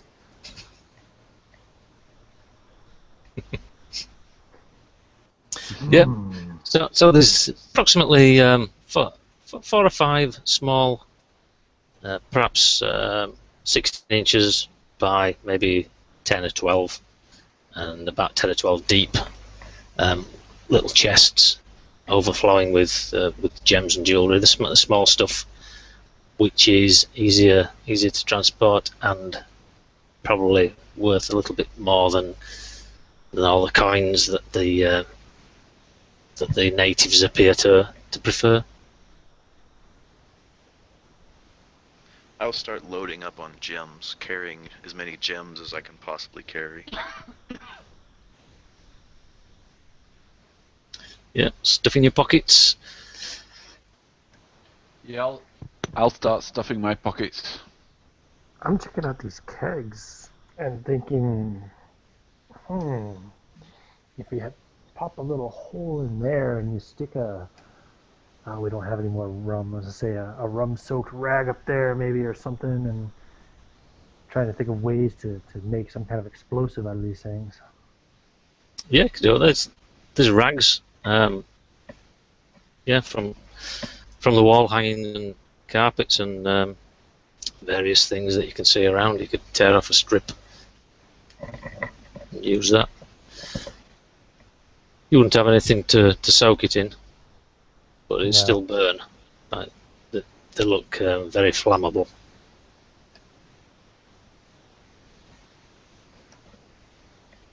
Pointed out to the carpenter. See if maybe he can give me a hand with setting these things up. He's good at building and cutting things. What was your plan for them? Well, we still have to take care of the others in the village, don't we? You Or want to if we create don't some need to sort use of- them there, we could use them maybe to get our ship back if we need to. Who knows? Blowing stuff up. We could put a long fuse on them, take them down to the village and gather everyone around them. Say, look at this wonderful thing we found. It's here for the king. Gather them all around and blow it up. Yeah, that's a good idea. Maybe have some fireworks to start it off to attract the wonder, and then make a real explosion. Or we just put one of these trinkets on it and just say this is the presentation. We're here presenting it to their king, and as they come over to look at it, then we blow it up. Aha. I like the way Captain. you think, Chips. Yes? Does the rot bastard French captain know that the treasure's in the skull? I'm the only one with a map. Being that it's Skull Island, could we assume that he's going to think it's in the skull? Would you have thought of that, Cook? I'm just a cook. I wanted the spices. Yeah, I'd probably think of that, Captain. The French My is point- renowned for his flamboyancy and intelligence. The point is that our men are either going to defend them and hold them off, or they're not. And if they're not, they're going to come looking for the gold. So rather than us go looking, wandering out and dealing with these natives and getting caught in the open, why don't we defend ourselves here when they get here? And they can only get one or two up the path at a time. We could pick them off.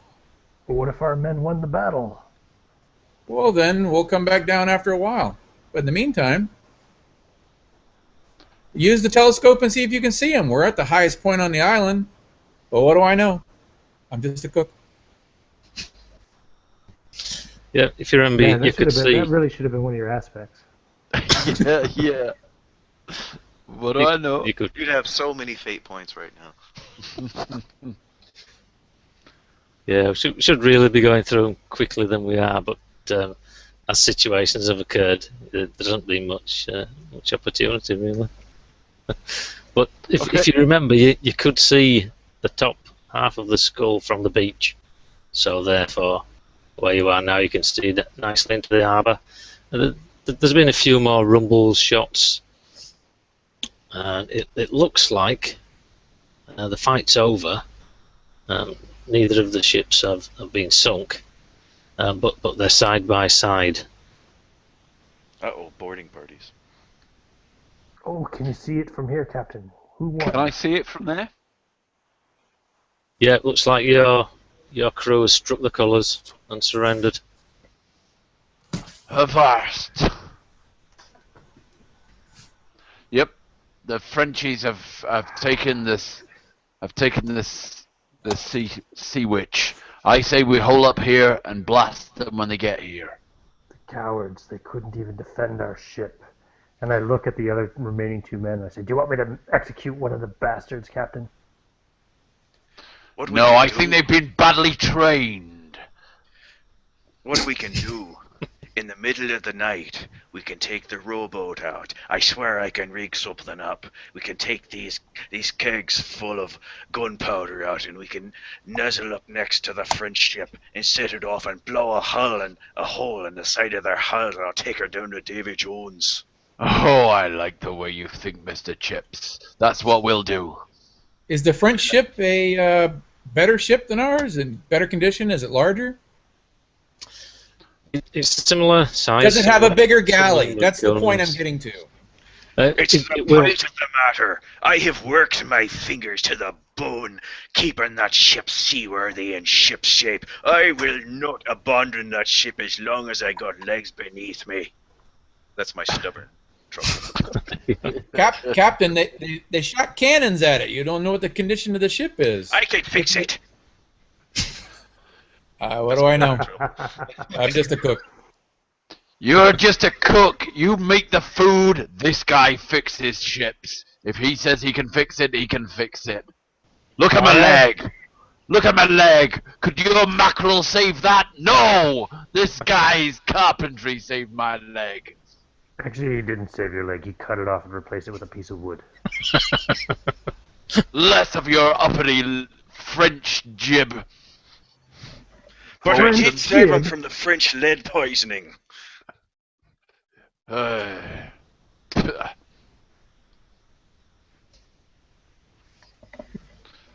So, you're my men, and unless you're willing to face me, you're still my men. And what I say is we stay here until nightfall. If they come up, we take out the French as they come up the narrow pass.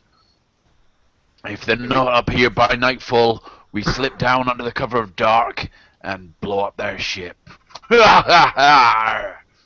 And we could always save one barrel of this to finish off the villagers too.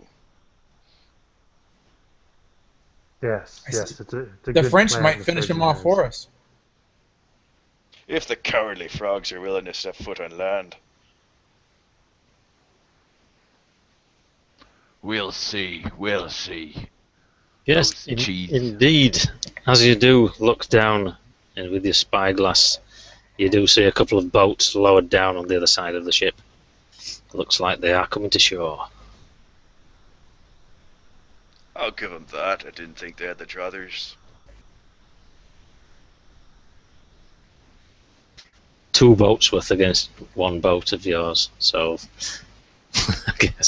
I guess they're thinking they have the numbers on you.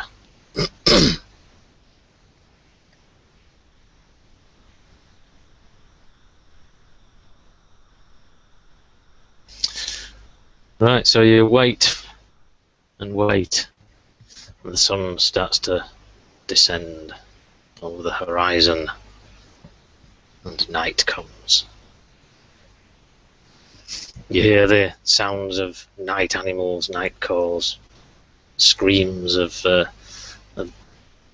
prey being captured and slain by some night carnivores. You hear hoots and calls, and the scream that sounded like a man's scream. But it was just one scream. They're taken to executing them now. They might do our work for us. And then later on in the night, musket fire. Where's it coming from? You can estimate from the direction of the village.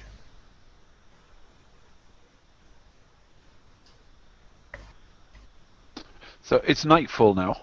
It Yes. didn't come up during the day. Then let's make our way back down and make our way towards the ship. Carrying Captain, we're gonna Aye. make our way. We're gonna make our way down this hazardous little mountain trek in the dark.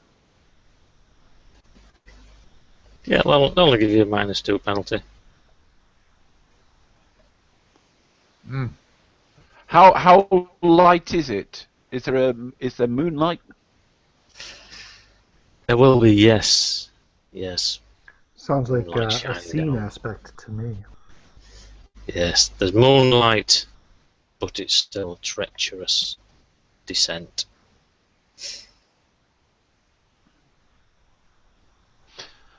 I dare do it with my wooden leg.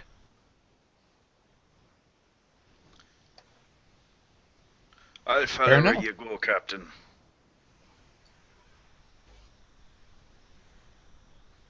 Aye, so will I. Of course. So we'll Captain, creep back. Captain orders, I go.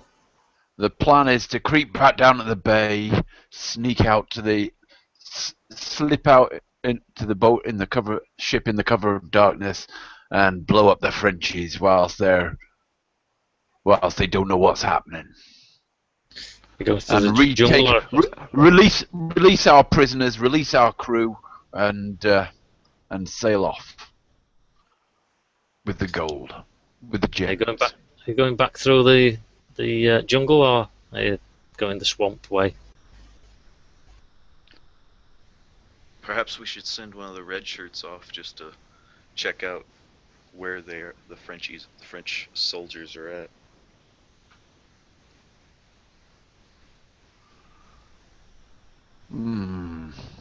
What do you think, Captain? Can we spare another man?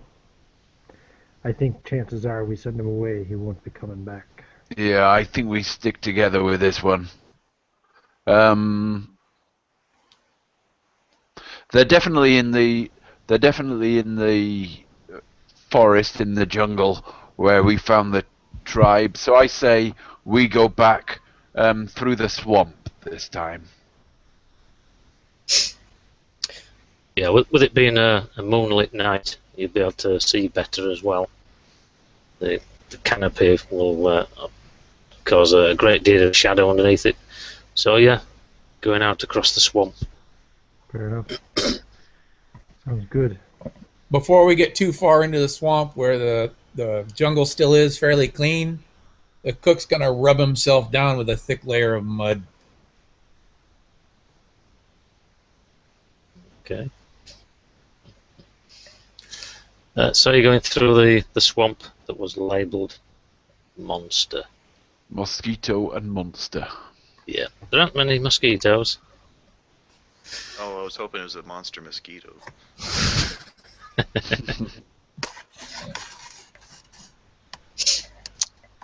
And you're a couple of hours through. You think it's difficult manoeuvring through it, finding your way through. You've had to backtrack a couple of times, but you're just about there, you think, and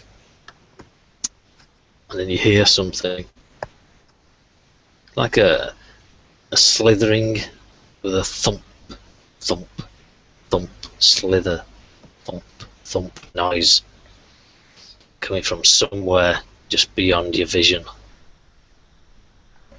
ahead of you.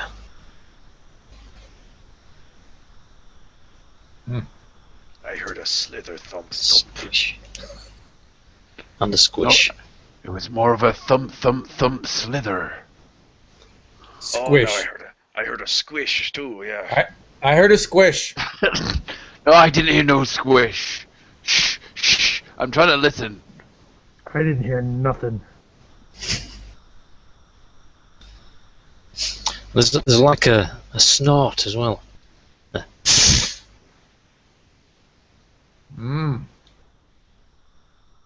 A lot of good things can come from a snort. Cows and pigs, delicious. But nothing good comes from a slither and a thump thump thump. Squish. Squishes are optional. And then you see it. You see the eyes first. Two wide-set, vertical slit yellow eyes staring out the gloom and the moonlight reflected from them. And you see, as it raises its head higher, this long snout that ends in a gaping, teeth-filled maw. and it snorts at you again. Like a huge crocodile. Crocodile's delicious. And It's a dragon! I'll shoot it in the slithers. face. Okay. Alright. We'll let you go first then. Okay. Mm. Oh, I suppose it's going to be noisy. Hang on.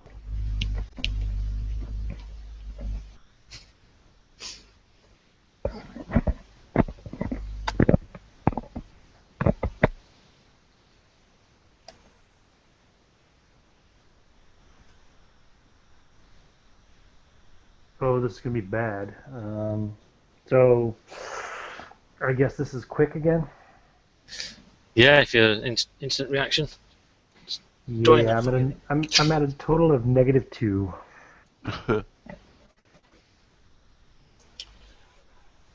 Well, it is dark, Yeah.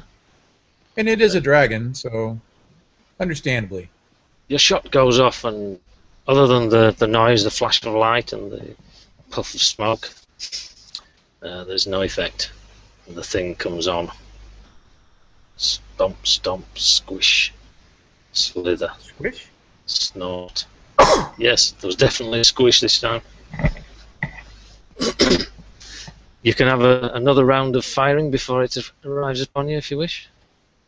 I probably can't because I just fired my shot. So I will take a shot in the general direction. There will be spare muskets, by the way, because you've lost some men in between. oh well, in that case, then I will take another shot. Now, what you can do is you can all work together on this one. Yep. So one of you could fire, or you could all fire and take your individual shots.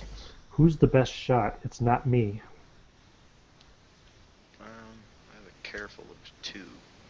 I have a careful of 3. That's pretty good. Anybody have any Yep. stunts or aspects or anything that can help to boost it up?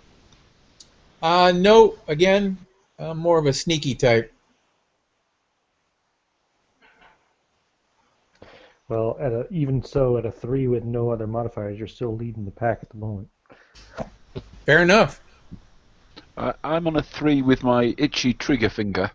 That As probably well, would have but- gone off before mine, so the captain leads it.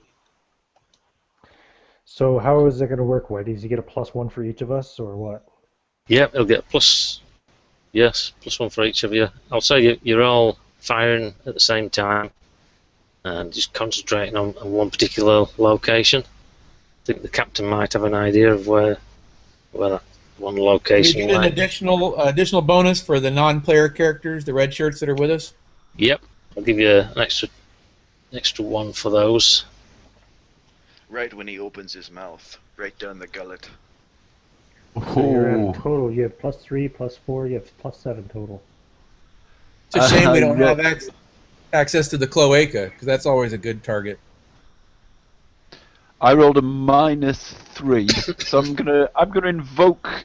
I can invoke my aspect, can't I? And re-roll. If it applies, which one are you going to invoke? Can I invoke my trigger finger?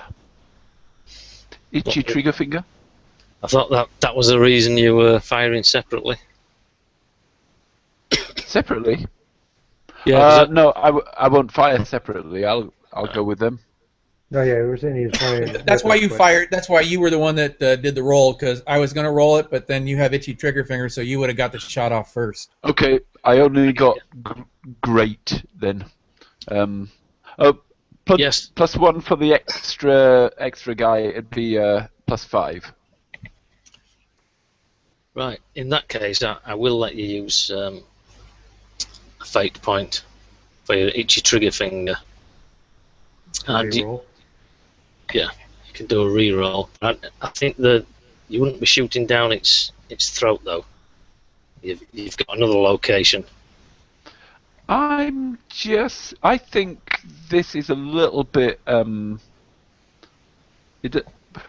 got 3 -3s in a row, so I don't know if that's. Anyway, that was another one. It didn't make any difference. Same difference, yeah. All right. So you've got 5, okay. Mhm. So you definitely injured it badly. It takes its 4 consequence. So you've caused it a medium consequence there. All right. Would you like to name it anything in particular? Slowed it down, or you've punctured its hide, or something like that? Temporarily blinded it. Is that Yeah. all right? That is, I thought you'd be going for its left eye. Yes, left eye's my thing. You and eyes. That's the recurring theme of this adventure, the left eye. Okay. So can I go first in the next round? Yep. I will draw my sword and Question. Yes. We all had a turn. Shouldn't it have been the crocodile's turn? It's closing. By the way the rules are set up, I'm just asking. no, I- because I- you said I gave we had you an extra another- round of, yeah. Yeah, I gave you another shot before it arrived. But Okay, very good, very good. It was closing, basically. Closing Yeah. Rather than roll initiative or anything like that, I always give the first go to the PCs. Very well. I think if I recall correctly, the rules for the initiative system, I know it comes from a different game system altogether, but I think basically, usually in a combat situation, whoever's the first person to say, I'll go first, usually just goes first, and then you pass it on from there. Captain goes first. Not it. But Oh, But yeah, I'll potions, draw my headstrong. sword. Let out a battle cry, and push one of the men towards it.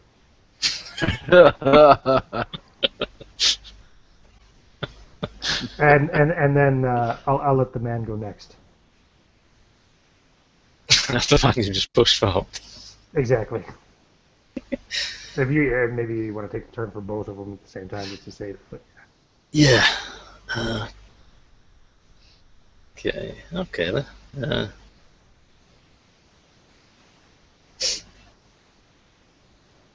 Yeah. Instinctively throws the nearest large object that he's got at it, which is one of the kegs of gunpowder. He hurls it towards the creature. As the creature steps towards him, it opens its mouth and chomps on this barrel, and it gets stuck at the back of its throat.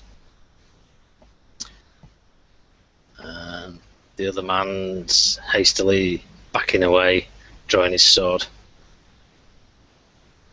and they'll hand it over to the monster. The monster steps forward and bites the man closest to him in half. Chomp. Oh, does it? Yes, it does. think you can save him, Surgeon? He's sprayed in blood as the bottom half of the man, hips down, falls to the ground. Did it destroy the barrel of the keg of gunpowder? You can't see the keg at the moment, it's got its mouth closed, but it didn't look as though it had been broken. Looked as though it was still intact. Just jutted in the soft, fleshy part of the gum. You've seen Jaws, haven't you? Oh, okay. What's the immediate terrain around the player characters? We in trees? Are we in mushy Stubby, grasslands? yeah, scrubby grassland, yeah, and squishy marsh. Who does the crocodile choose to go next? Crocodile. It will point at the captain to go next. So the captain draws his cutlass and says, "Charge!" and pushes the boatswain forward. And it'll be next. It'll be the cook.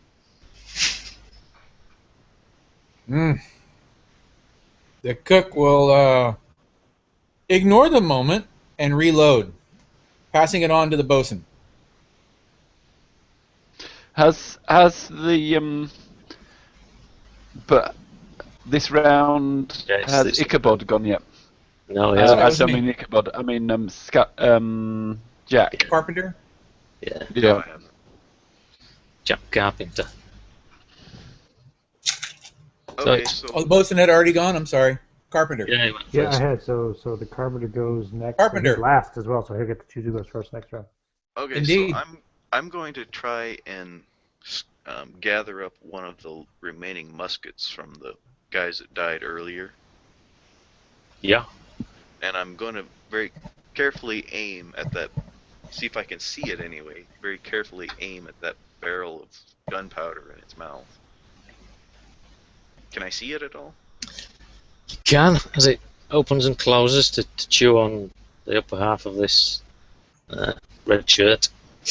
You do get a glimpse of it. Well, I'm going to very carefully aim at that. Okay, that you could, in game terms, that would be creating an advantage for yourself. So you can still get to roll using your careful against a difficulty of 2. Okay, so I have careful with 2. That came out as 0. Right, so well 2. Well, 2 over because I. Oh, 2 in total. Yeah, 2 total. That's you gain a boost. That's a 1 round +2 bonus for next turn, which is probably what you wanted. So you've basically got yourself a boost called aimed shot ready for next time. Okay. And who would you like to go next? You could in fact have yourself go next now and take that shot. Yeah, I will do that. I will have myself. I very carefully aimed at that keg of gunpowder. I'm going to go ahead and try to shoot it. Okay. So I have +2 plus my careful, so +4 total. Yep. Okay. So that's a 3. 3. That's. I think I'll.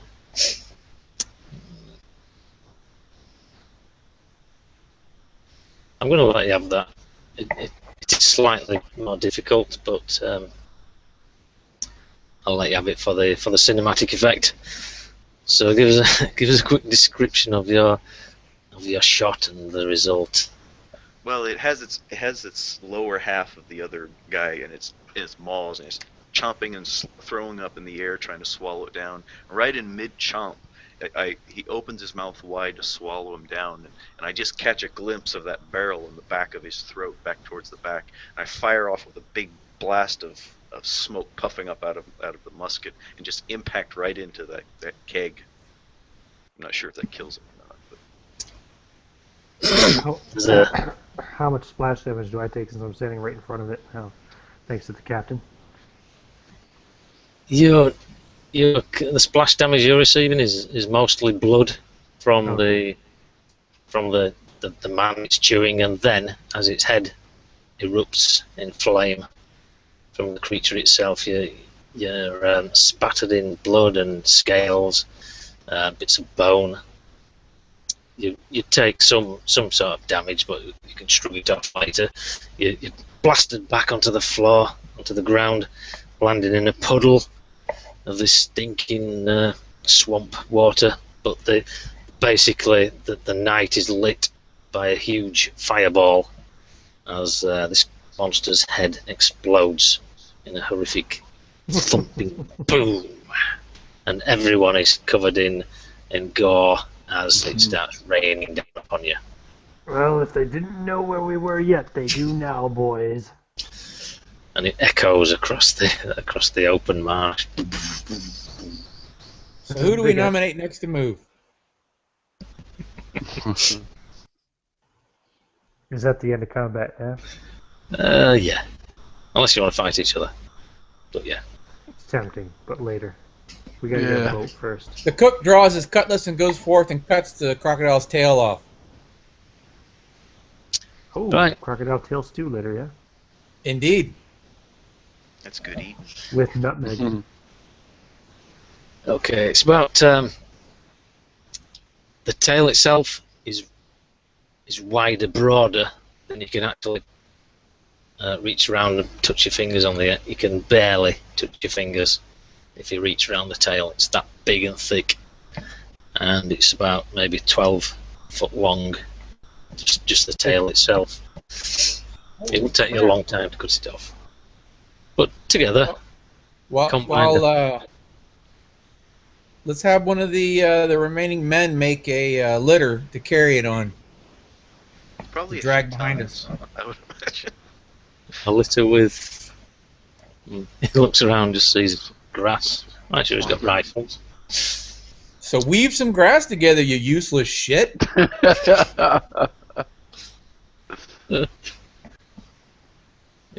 He'll get some rope out of his pack and form some kind of little travois thing using his couple of muskets and some grass. Well, we won't need much. It's crocodiles are really smooth. We just need something to be able to pull it along with. It'll slide on its own. All right. He slowly starts to put something together, and Carpenter, can you give me a hand, please? I can fix it. So between you then. It's going to take a long time for us to get this thing out of here. Shouldn't we get to the ship? I think we should. We'll have to leave this. Maybe send some people back for it when we recapture the ship. Let's press on. But crocodile tail is treasure. Aye, aye, Captain. What do I know? I'm just the cook. I am going to go up to the remains of that one that got chomped and try to find any gems that he had stuffed in his pockets. Or spices. Check for spices. Well, they're going to be blood-covered spices. You wash them off. You can find most of the gems. The ones that were on his jacket and in his shirt have been spread to the four winds and still be probably travelling in the air at this moment. But you do manage to pick up some out of his trouser pockets, and his backpack is actually that would have been shredded as well. So you just get a few. Alright. Better than nothing. Yeah. Well, if we can't take crocodile, how about some crocodile claws? They're going to be humongous. We'll take a couple of those for souvenirs. Dragon claws. I like that idea. Let's hack off some claws. Aye. And then While we'll they're make doing our it- way to the ship. While they're doing that, he's going to hack off some of the tail and carry it himself.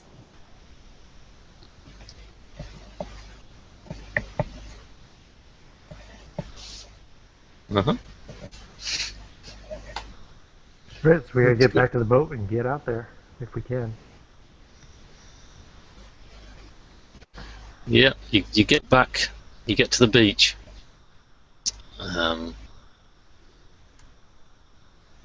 Should be more boats there now, yeah.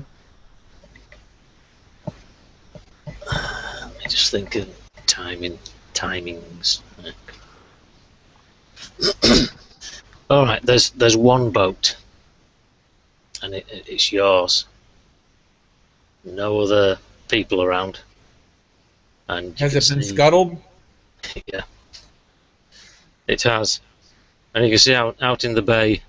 There's still both the ships together, but it looks like the French is slowly moving away. So they're leaving our ship? Yeah, it looks like it. Is I it's don't our ship like this. on fire? Is it listing? Is it sinking? What's going on? It's just sitting there ominously silent.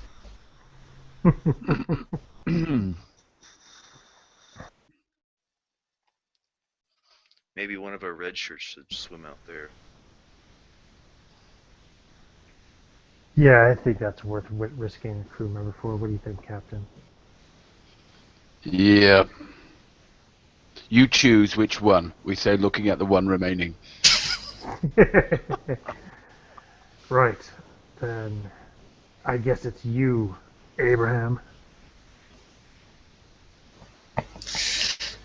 He strips his top off and sighs and wades out into the bay, and then dives under and swims out towards the ship. While he's doing that, the cook's going to step back into the covered area where the beach is and observe from there to make sure we don't have anybody sneak up on us. Okay. So what do you think? You think they just took all the treasure from the village and now they're leaving with it?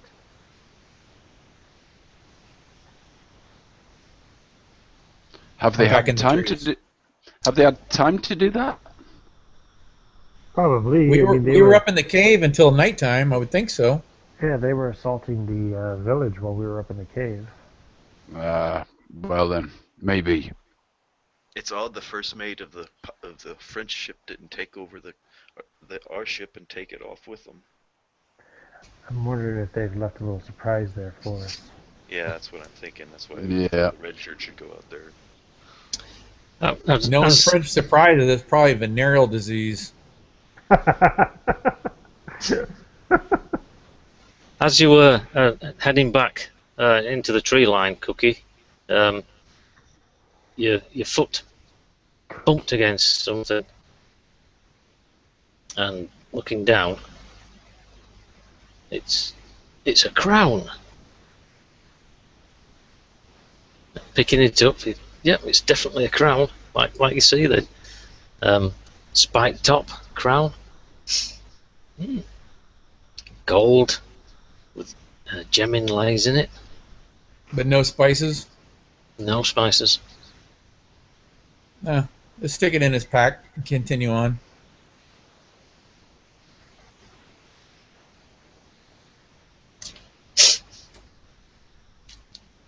By the time Redshirt gets to the ship, Frenchie's well out in the into the ocean beyond the bay, and you see him clambering up the side. Clambers on, he disappears outside. And then after a couple of minutes, he appears back on deck, up on the prow, and he's waving at you and signalling you to come. Just wait a little bit.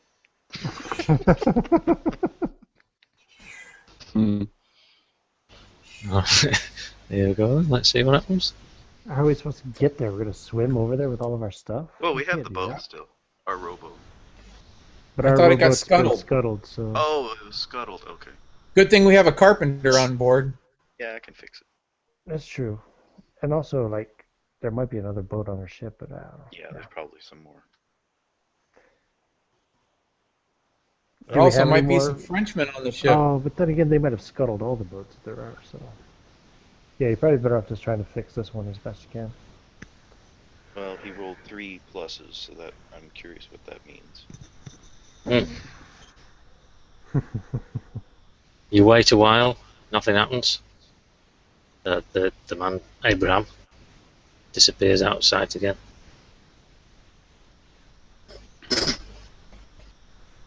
I'll come out of the cook will come out of the jungle area there and say, Captain, I found a crown.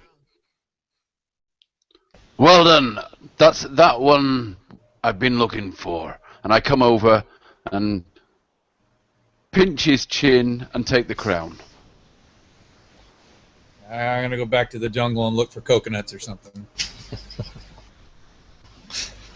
He figures he wasn't gonna get to keep it anyway, so he might as well do it. Keep it up now. I'm gonna do what I can to try to salvage this scuttled vessel that we came on. See if I can fix it at all. All right then. let's have a roll. It's not too difficult. You probably I'm going to invoke my I can fix it aspect also, since I haven't used any fate points. Yep, you don't have to do that until after you've rolled, but it's going to be fairly difficult anyway. So, Okay. So a question of rules for fate. Clever. Do you assign difficulties as a 1 is easy and a 4 is extremely difficult? Is that how it works? yeah, but the basic standard difficulty for any task is normally a 2. A 2. Yeah, and if it's really easy, it's be 0. Or it normally goes up in like in 2 increments, but you can do 3 odd numbers if you want. But yeah, 2's the standard. 4 is challenging. And if a near impossible task like removing something from somebody's brain without killing them with no doctor skill, what would that be? That would be impossible. No chance at all. No. Like a spike sticking out of their head, you have no chance of removing it without killing them. Not really. Not unless you've got some kind of aspect that says you're some kind of brain surgeon or whatever. So, in your experience using fate, what would be the most difficult number that you've handed out that would be still a reasonable number to accept for a challenge, a difficulty challenge? A 4 is A 4? quite. Yeah, because you're supposed to be heroes as well. So. Okay. But, very good. But if you give a 4, even then it's probably high enough so that characters are burning off fate points to try and succeed. I got you. Very good. Carry on. Thank you. Okay, so I rolled a -1, but plus my 2 clever, that makes it 1. Okay. Have you got any more aspects you could perhaps invoke? Just my I can fix it aspect. I can invoke that. Just for the fate point on that, it brings him up to 3. Yeah. And I'll be giving him some advice. That's true. from You can all help. Years of shipborne experience. And you have the bosun mate who has been managing ships and so forth his whole life as well. Right. I can't help You're you. going to spend a fate point to give him another +2, Caius? Do I have to? Oh, I don't have any fate I points. guess- Well, if you want to improve his roll, yeah. Okay, well, in that case, then...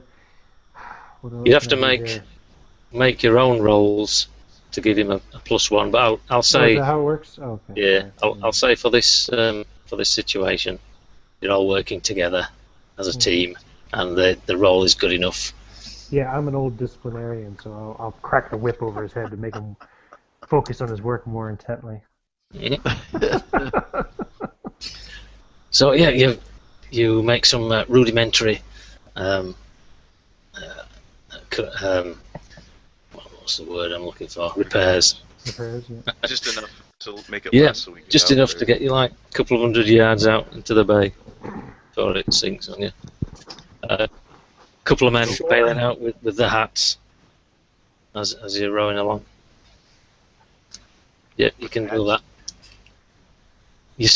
You get maybe halfway there, and you see Abraham struggling to row the other ship's boat towards you, and he sees you coming, so he turns around and heads back again. And you arrive there just about the same time. Your feet up to your knees in water in this boat, but you can tie it off against one of the ropes that's hanging down from the side of the ship. I stopped. And I this. pull myself up. Captain, they laid some charges, but I managed to defuse it. I cut the fuse. He says, looking proudly. Well done. Shit. You'll make bosun yet, and I'll. He and I'll deserves a pull chin my- pinch for that. And I'll pull my but he's a bit too far away to pinch his chin. But I'll pull myself up on board my ship, and start swaggering up and down the. I'll call out to the crew member, See Abraham which- was his name, wasn't it? Yeah. Abraham, Any sign of the captain's wife? He looks puzzling at you. Well, she was left aboard, wasn't she? What's she aboard, Captain?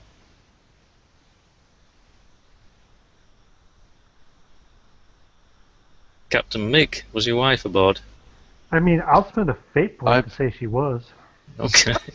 I've pulled myself up on board the deck. I've just climbed up the side. I'm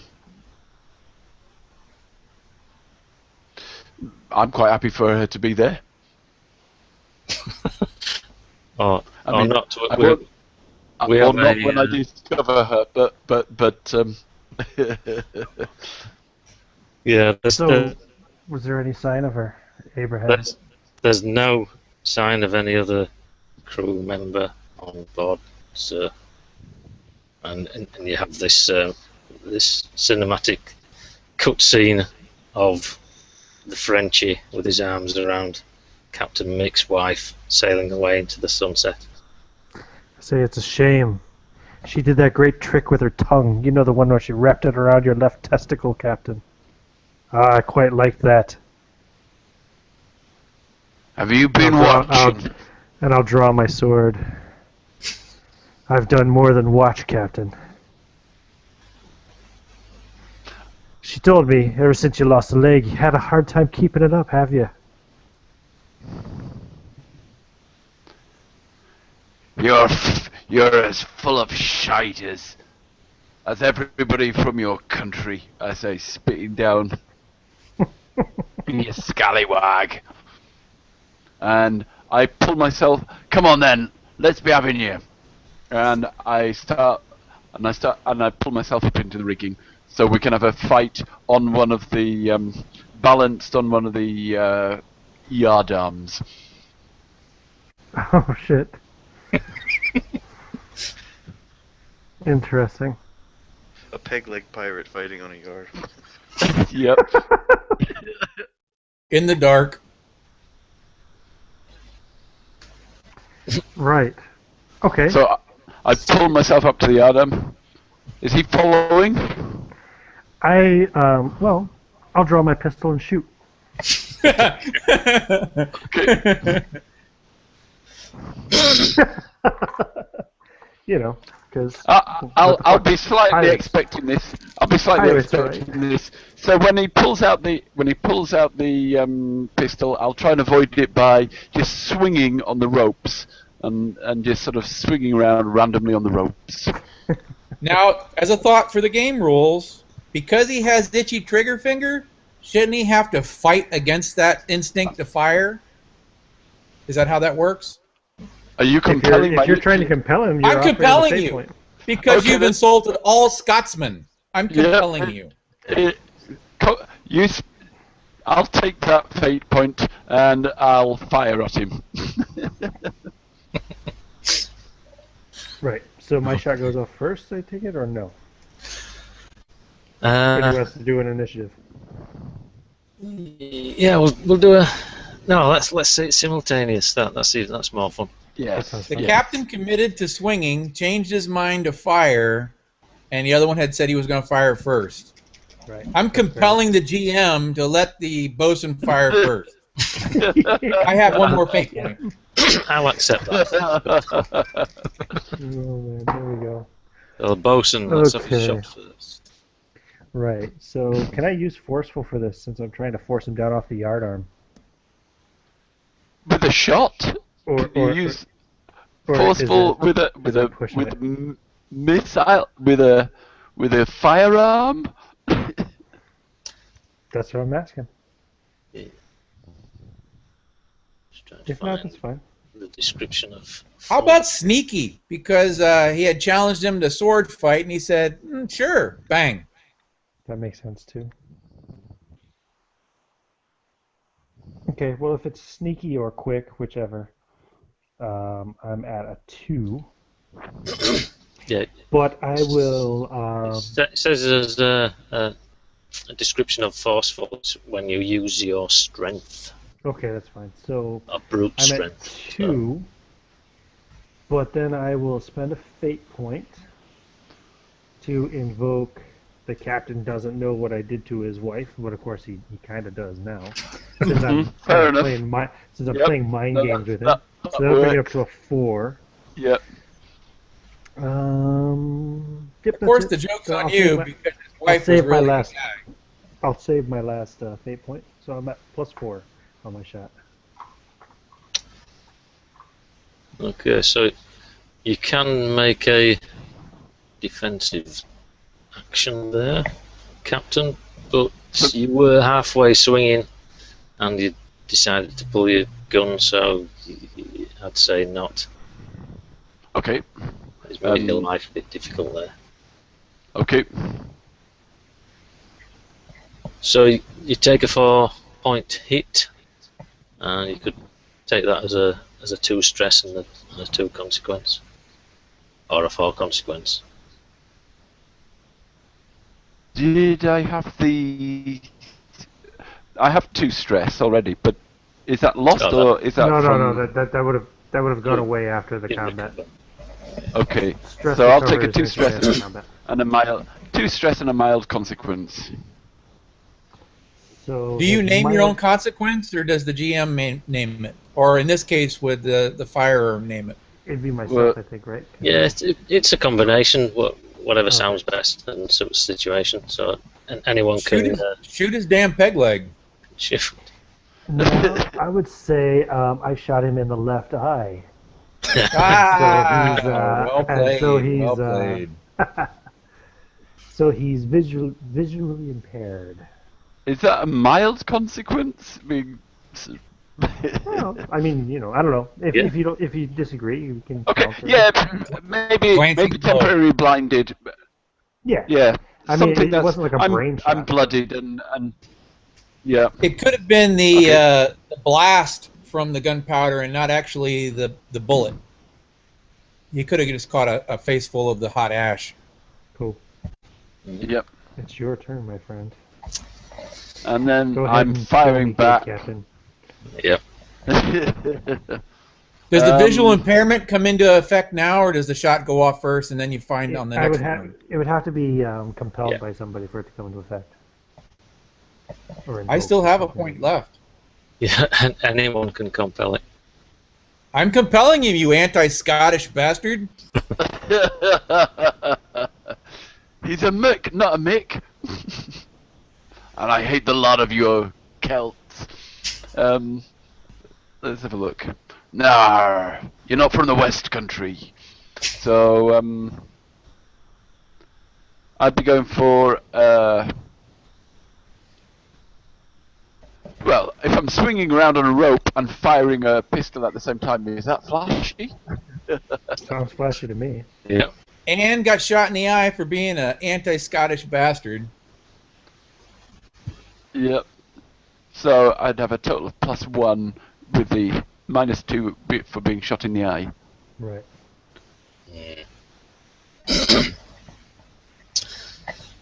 So, defensive roll. Ooh, no, I get it. No, sorry, my roll, my total is a +4. Oh my. I was on +1 for Yep. working out my balances, but I got a +3 on my dice roll. Uh-huh. Okay. So defensive roll then. You can be forceful and try and force Yep. your way through it. I'm gonna do it. I'm gonna take forceful. There we go. So that's +3. And just stand there. And Now, if take he had a it. high flashy rating, could he have tried Two on some the kind of dice. fancy maneuver? Yeah, sure. Plus Yeah. 2 on the dice, so +3 is a total of +5. So your pellet takes in the buff coat or whatever, but doesn't get through to me. Mm. Oh no, he's gone. He forfeits. I win. Oh, he's back. Yeah. I thought you forfeit. Oh well. Ian's killed me in so many games that this is my one chance of revenge.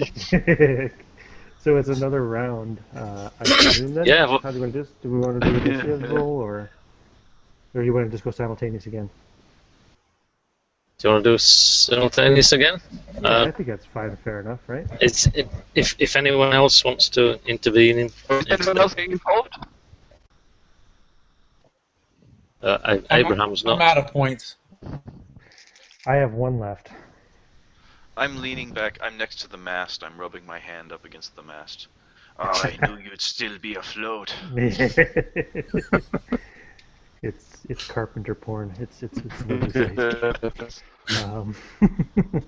Or a beautiful sight.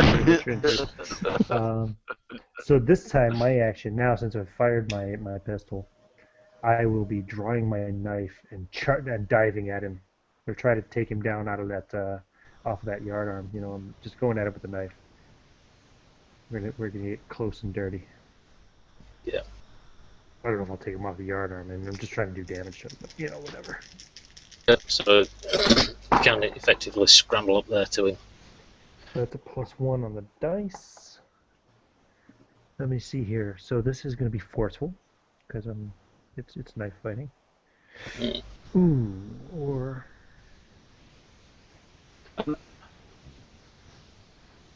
You've got what's it as well, haven't you? Stump.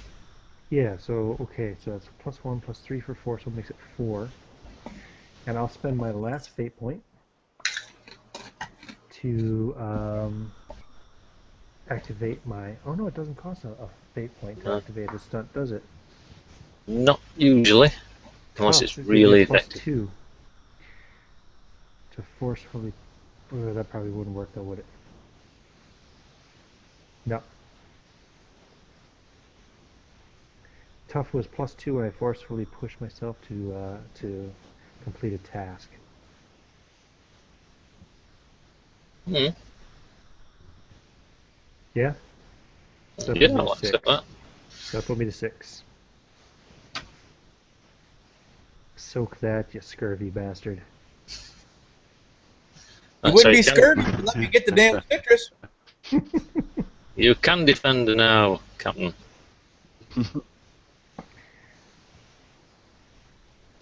I'm as he's running up to stab me. I'm cutting the ropes that are holding the sail. So the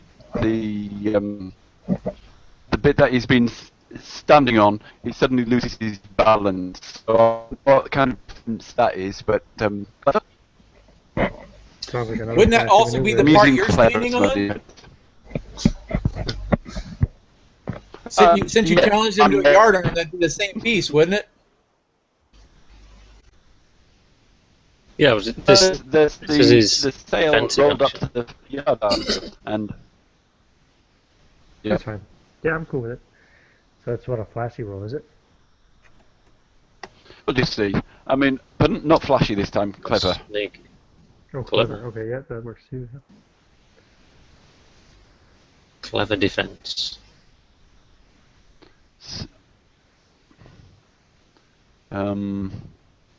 Sorry, because I signed out my fate points. Just a second. I'm just waiting for them to. Hmm. Yep.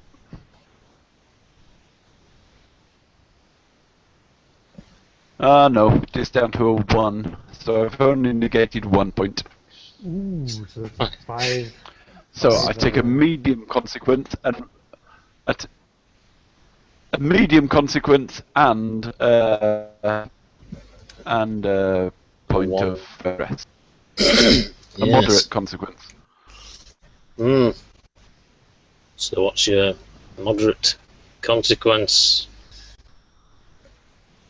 Something to Gutted do like with the pig that he is. Oh no, sorry. It's moderate only. So what? Just call it like just bloodied or something like that, like losing blood. it's a serious one. That's a It's, serious one, is it? yeah, yeah, it's Bleeding out. gutted. Yeah. Yeah. You cut off my hand. Oh shit. One of my hands. How about that? Sounds good to me. Now you can get a nice little hook hand. The carpenter can fashion one for you. You get to make your attack at me though simultaneously. So at the same time as I cut off your hand, let's see what you do to me. And I activate my voodoo curse on you. Yeah. I forgot about that. Oh no. Brilliant. Forgot about the voodoo curse. This is awesome. So, holding up my little voodoo doll, I just sort of start scrambling, sort of shouting mumbo jumbo, and you feel pains inside you or what. However, what do you reckon, Ian? Whitey?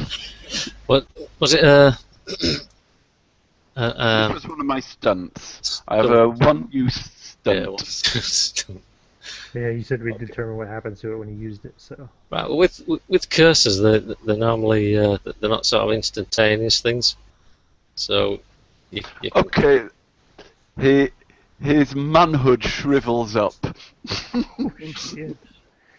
Appropriate since I've been diddling your wife. cursed his Yeah. manhood. Right. Okay. That's Well, right. he'll feel a twinge in his nether regions.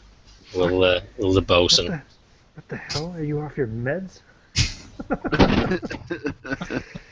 Right. It won't be an instantaneous withering. It will be over a certain amount of time. But you've cursed him for sure. And I'm telling him the curse as well. You will. You'll be a eunuch for the rest of your life. Pirates will laugh and turn away from you in every port of the world. Your Sheathe manhood this will be dagger a in your joke heart. for the rest of eternity. I'll sheathe this dagger in your heart like I sheathed my sword in your wife, repeatedly and deeply, over and over again. Try it. So, is it the next round then? Yeah. Yep. Right, so this is going to be a quick Yeah. And a attack. with bloody the- hand lands on the deck, close to the chef. Well, Quick it's not attack. crocodile tail, but I can do Knife. something with it. Knife fighter stunt gives me the +2 when I quickly attack with a knife. So here we go. So this is quick plus knife fighter. Oh, that's not good. That's a -2 on the dice. Let me see here. I have 1 fate point remaining. And so, as he comes to attack me, I just fall back on my back and try and knock him off balance with my wooden leg. Right. Can I invoke the aspect Paxamine Punch to re-roll that? Yeah. Okay. I guess. Okay. Yeah. That's my last fate point gone. I'm going to try to re-roll. That was a -2 dice roll. That's not very good. So that's +1 dice roll. That's much better. So +1, +2 for quick makes it 3, and +2 for the knife fighter stunt makes it a total of 5. Right. And my defense is So you described your defense as you were falling back to try to knock me off the thing, yeah? yep, falling on my back and sweeping his legs with my crutch, with my wooden leg. Your hook, your peg. That be forceful. Okay. The old lame turtle defense. Nice. Broken Tortuga. So that's just a 1, so it reduces it by 1. So that's 4 shifts of damage. Let me have a look at my character sheet. Nope, that'd be severe. That'd be all. I've still got 3 points of stress left, but So how does it work? Wait, you've never seen a character taken to full. He still Right, takes he's- one more. am I out? Kill him, right? Am I out? Or No, you're not. You've still got a 3 stress. Now, what you can do is you can keep fighting, and if you lose that 3 stress, you're taken out, and Yeah. Ian can decide what happens to you. Yep. Or you can, before he attacks you again, before he rolls, you can what's the term? You can give in. Oh yeah. Yield. In which case you get some say in what happens to you. It won't doesn't kill you automatically. Okay, my intention is to throw myself forwards, catch him, and us both to go plummeting down, and me to hit his head on one of the cannons that's on the deck. I'm trying to throw us both, and him land on one of the cannons. That's for your simultaneous attack, right? How close is the captain to where the cook is standing? We're up on the yardarm, so we're above your heads. I thought you cut the yard arm and you fell down, or... No, we didn't fall. We were up on Okay, the... fair enough. Fair enough. We cut the sail. I cut the sail. I cut the sail, but not the yardarm. So go ahead Fair and roll enough. your attack. Carry on. My defense. Yeah, so that's an attack then, Captain. You're not giving in. You're not yielding. No. He's making an attack. Right. So go ahead and make the attack. I'll use forceful to defend since it's kind of like a, Yep. you know, it's a strength thing. Oh my god. That's really bad. So what'd you get on your attack roll there, Caius? I only got a fair +2. Well, I got -3 on the dice. +3 for forceful is a 0, so I take 2 shifts of damage. So I'll take the 2-point stress. So tumbling down then. Because I haven't taken any damage yet. So you do indeed get your head bounces off the. Maybe I don't manage to knock him down. Maybe I don't manage to knock him down to the deck. I just sort of knock him down off his and wind him on where he is. But I don't. That was my plan. But he Fine, only. I'll go down to the deck with you and you take a little bit of the wind out of me because you gave me some stress for sure. So yep. It's up to you. That was the result of the action. Is the 2 stress. Okay. You son of a bitch. And now that we're down on the ground, almost kind of like a wrestling type move, since he's just tackled me down to the ground up against his cannon, I will try to overpower him. And because that was the end of last turn, I'll go first and next turn. Isn't that how it works? Couldn't one of us do something in the meantime? Sure you can. Yep. I'm going to throw his hand back to him and say, Captain, your hand! What a troll maneuver. In an Don't effort to worry, I distract can that fix it. Scottish-hating bastard. Don't worry, Captain. I can fix that. So yeah, I'll let you go ahead and roll your attack first. My attack, anyway, like I said, is going to be just to try to force my dagger up into him as he's on top of me here at the moment. Yeah. But yeah, go ahead and roll your attack first. What are you going to do? Okay then. My attack is to try and with the although I've shot my pistol, I'm going to try and use the flint to ignite the flintlock on the cannon and fire the cannon. And roll in front of the cannon. It's not going to work. Over in front of the cannon. No, that's not going to work. I'm just going to try and. You're fighting with one hand. By the way. I'll tell you what's happening. We're on board a ship.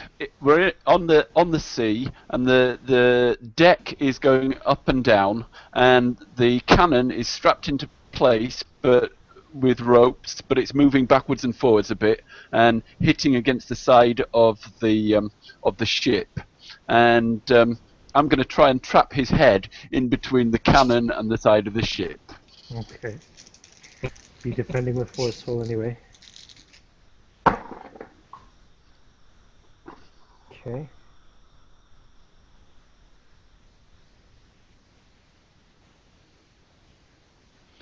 So.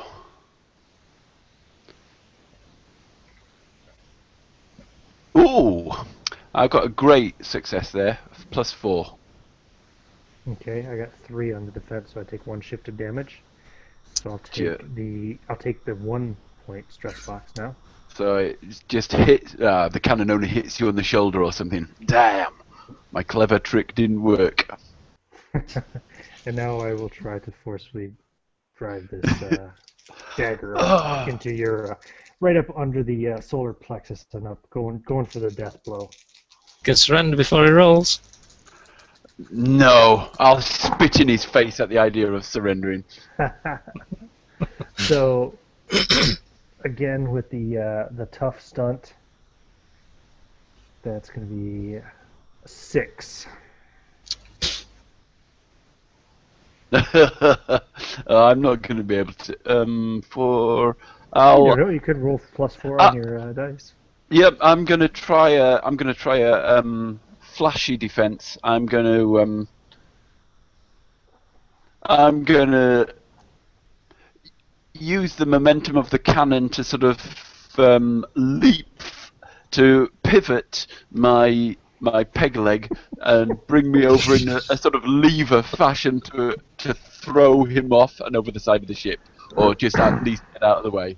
Let's see if that ridiculously flashy move works.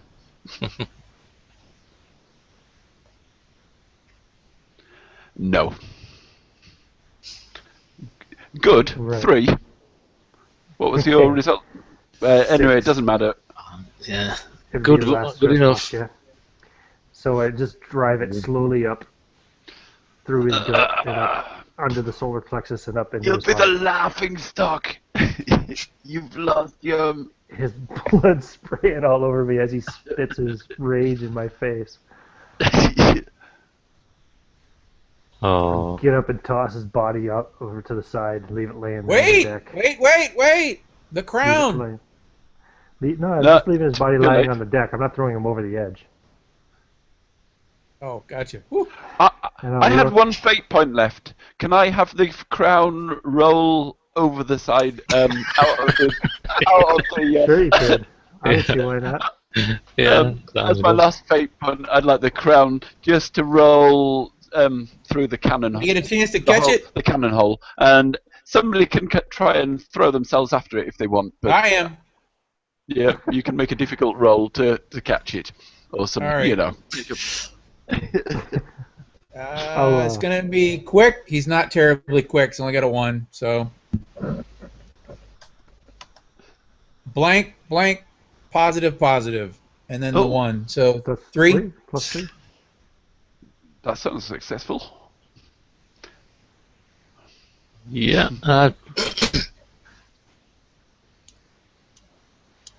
Yes. Okay. You dive forwards, reaching out as the crown rolls out and off the edge of the ship.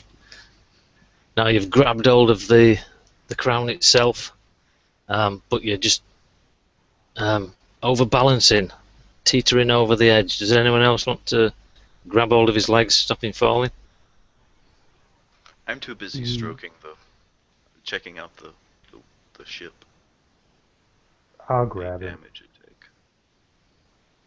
I'll grab him because, as much as we hate each other, he is a fellow Scotsman, and we need a few people to crew this boat. So, I mean, ship. Yep. And so I'll just kind of reach over and grab him by the legs or whatever I need to do and pull him back on. All right. Abraham is a second behind you, and he grabs and helps pull him back up as well. I'll scold Abraham and tell him to move faster next time. Sorry, Captain, he says. And I'll say, well, the captain's dead. So I'll look over at the carpenter. And I'll say, you want to be the captain now? I'm a carpenter. You're the captain. You're the one who did the deed. What about you, Cook? Fancy being captain? No. I'm just the cook. What do I crown. know? He hands the crown to him and says, "What do I know?" He gives him the crown. Maybe Abraham would like to be the captain. What do you say, Abraham? Yeah. It's about time I was captain. I'll put the crown on his head. The cook grabs him by the head and slits his throat. What? Oh, shit. Okay.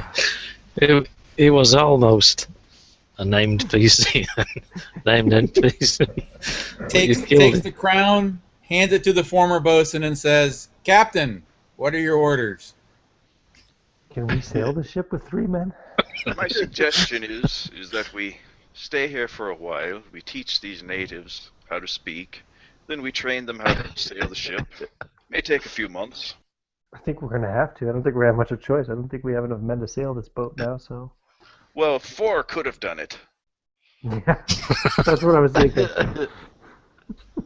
Oh, like the last one was the one that's important. How about the guy you threw off the cliff? Or threw in front of the crocodile?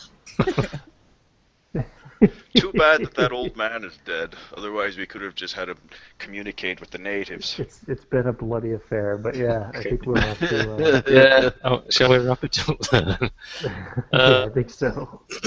Well, give us just some closing montages of what happens over the next weeks and months then. I've rigged up a chalkboard of sorts, and I have a classroom set up where I'm teaching them basic comprehension of the English language. Okay. Excellent. And the bosun whips them when they get it wrong. Captain now, thank you very much. Sorry. All of his spare time collecting up a large catalog and library of spices and herbs and fruits and such, drying them and getting them ready Yeah, for so ship we shape. eat- I'd say we eat quite well during this time. Yeah. Got that Oh, crocodile. Yeah, the crocodile we can eat. And so I spend my time trying to teach them some basic sailing skills and you know, combined with the carpenter trying to teach them the language. Of course, I would make sure that he focuses on essential language for sailing a ship. You know, there's no need to teach them how to conjugate verbs and such. Yeah, It probably isn't. until we can get like a few men to join us and sail this ship. And in this time period, we'll utilize the fruit, see if we can't come up with a little bit of a brewing using my basic apothecary. See if we can't get some more fermented alcoholic type beverages. Yeah, I'll put the cook in for a commendation. And yeah, do you want to go ahead and close us out, Caius? Well, and under the water, you just see this voodoo doll sort of slowly turn and look up towards the island and Shoot start his walking foot. its way towards the island. Underwater. excellent. Well, thank you very much, gentlemen. That was very amusing. It was a lot of fun. Thanks, Whitey. Yeah. Thanks, guys, for playing. Yeah, cheers. Yeah, thanks. Do you have any closing comments or anything? Shall I just end the... Just say it. I Transmission. think that's the first time I was ever involved in PvP in Fate that I can remember anyway. That was interesting to see how that went.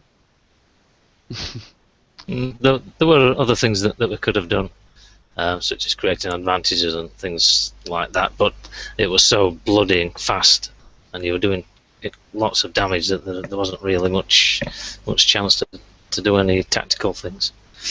But yeah, it was quite nasty. Overall it went okay. I think there's things I might have done differently next time, like creating more scene aspects and things. But could have done those on the fly as they appeared. Good. Thank you. Thank you. And Cheers. goodbye, everybody. Thanks for watching. See you later. Have a good night.